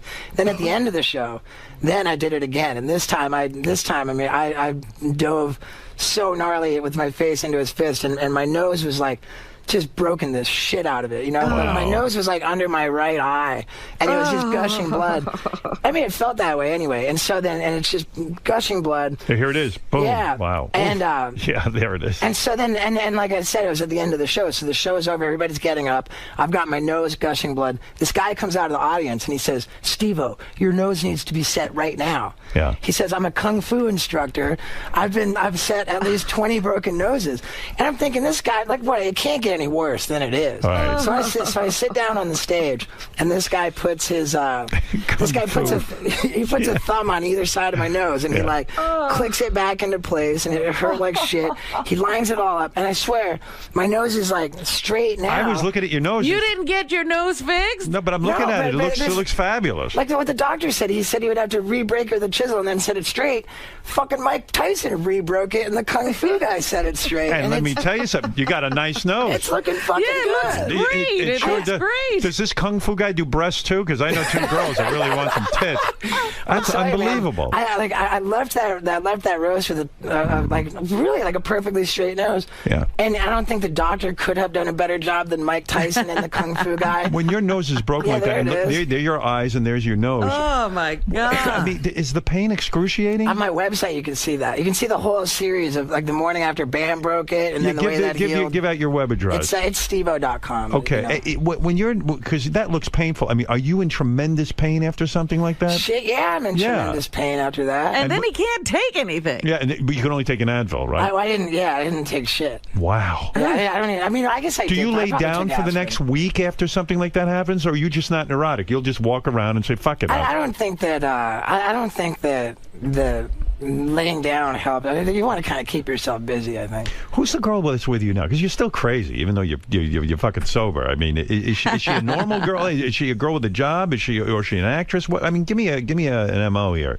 She's very normal. It's super early on. Early on. Is she an actress? You know, it's funny because we talked to Bam, and he's with a felon. Right. I was talking to Bam I heard Bam on here talking about his stalker thing. Yeah. And I was telling him, I was like, man, you got to be really happy about that story, because for once, for the last 2 solid years, it's been nothing but Bam arrested, detained, beat up by a bum, it's just been all this horrible shit in the news. And I'm like, here's a story, Bam, that for once, you're the normal guy. Right, yeah. Minding your own business, just peacefully sleeping in your bed. Yeah. He really liked that. Yeah, I think he did really like the fact that he wasn't the one out of control. And I'm like, you know what was unusual about that, Bam, is that you didn't fuck her.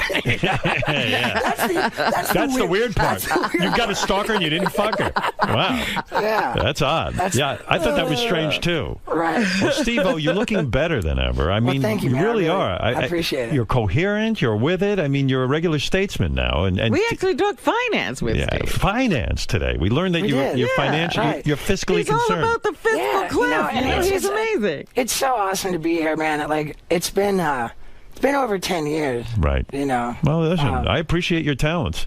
Well, thank you. And you know, just like, I know that I was out to prove it, you know, like the last couple of times I've been here, that sobriety didn't turn me into a pussy and all. You know, I'm crazier than ever. And, you know, and I really wanted to prove that, and I think I did. And I felt the same way at the Charlie Sheen roast. And at this point, man, like, I don't think I really have anything to prove. Right. That's great. Look, That's great. But your film work speaks for itself. Right, and I'm ready to do more, man. Like, if something comes up, man, I am ready. Well, the only way that's going to come up is you put your mind to it, and you go out and try and kill yourself. And you know that's the way to do it. Sure, all right. Sure, man. Well, I'm glad you're alive, and I'm glad you came through everything very well. And well, you're a great guy, and I'm happy for you. I really am. I appreciate that. Happy for your veganism, your sobriety, your small penis. Who needs you having a big one? I can't imagine what sex was like with Elizabetta. I wish you would tell me about that, whether it be on air or off air. I don't care. I'm sure it was wild. And God bless you. I hope everything's okay. Well, thank you very much, Howard. All right. I appreciate it. And sign on for AGT again, man. I enjoyed that. I'm thinking about it. I like how you're doing it. Yeah, I like to help the young people. You know, and I wanted to say this, too. Yeah. You know, like, every time Howie Mandel, you know, plugs his Twitter, it's so disrespectful to the show that he's saying, I'm sitting here reading my Twitter, when he's supposed to be watching the fucking act, and he's not doing his job on the show because he's fucking reading Twitter. Where the hell were you when the show was going on? He's reading his Twitter. That's so disrespectful to the proceedings. I used to tell Howie that, but I was such a hypocrite. During the commercial, I go, hey, Howie, what do the people on Twitter say? Well, you know what they're saying? Yeah. Because as you point out, on Twitter, people are very fucking negative. Well, and you're right. You know, as much as it drives me crazy to see him be basically disrespectful to the show by reading Twitter the whole time, I just think he's got to have fucking balls of steel to put himself out there like that. He really doesn't have that many followers on Twitter. It's not like it's working for him. You mean announcing to people should follow me on Twitter, and then it's embarrassing if they don't. Saying his Twitter handle, and then after all of that shit, he really doesn't have anybody fucking follow him anyway. It's not good for the show if people see that. And That's right. The people are just looking at his Twitter handle and they're typing it in. Well, they're not clicking follow him. They're just typing it in so they can say, "You fucking douchebag." Can you imagine the negativity that he has to sift through when reading his Twitter? And he's got to have tough skin. The reason I would not read Twitter, like I wouldn't read Twitter during my radio show, and I wouldn't read Twitter while I was on AGT, is because I don't want to hear the negativity. I want to be true to myself, do my thing, and whoever likes it, and who doesn't. That's it. I'm a crazy man. It's like Craig Ferguson. I'm going to jump off a building right now. Come with me. Craig Ferguson said, as long as you're doing what you love, you're fucking bulletproof. Exactly. You're fucking bulletproof. You got to have faith in what you're doing. You can't sit and listen to other people all the time. Exactly. And then that's my philosophy as well, man. That's right. Yeah. I'm going to go follow Craig Ferguson. That great philosopher Craig Ferguson. He's fucking fantastic. That's who we're following. Robert, remind me, who's Craig Ferguson again? All right, listen. He's got that show on after Letterman. Oh, that's right. All right, look, Steve-O, you've done it again. Well, thanks, man. I don't know what you did, but you did it again. All right, don't miss Steve-O hosting Killer Karaoke. You got to see this. It sounds crazy, this show, but I'll be honest with you. I like it. I think it's fucking fantastic. Yeah, man. I'm going to watch it. Yeah. Good to see you, Steve. Hey, great to see you too, Howard. All right, we'll be back right after these words. Very in-depth interview. Kicking it out. Thanks so much, man. Yeah. We're helping the people, man. Yeah, here. And is it cool if I snap a picture of you signing it? Sure. Good deal, man. Hey, wait a minute. Let me fix myself up for the picture. Yeah, cool. You know I care about that stuff. The angle.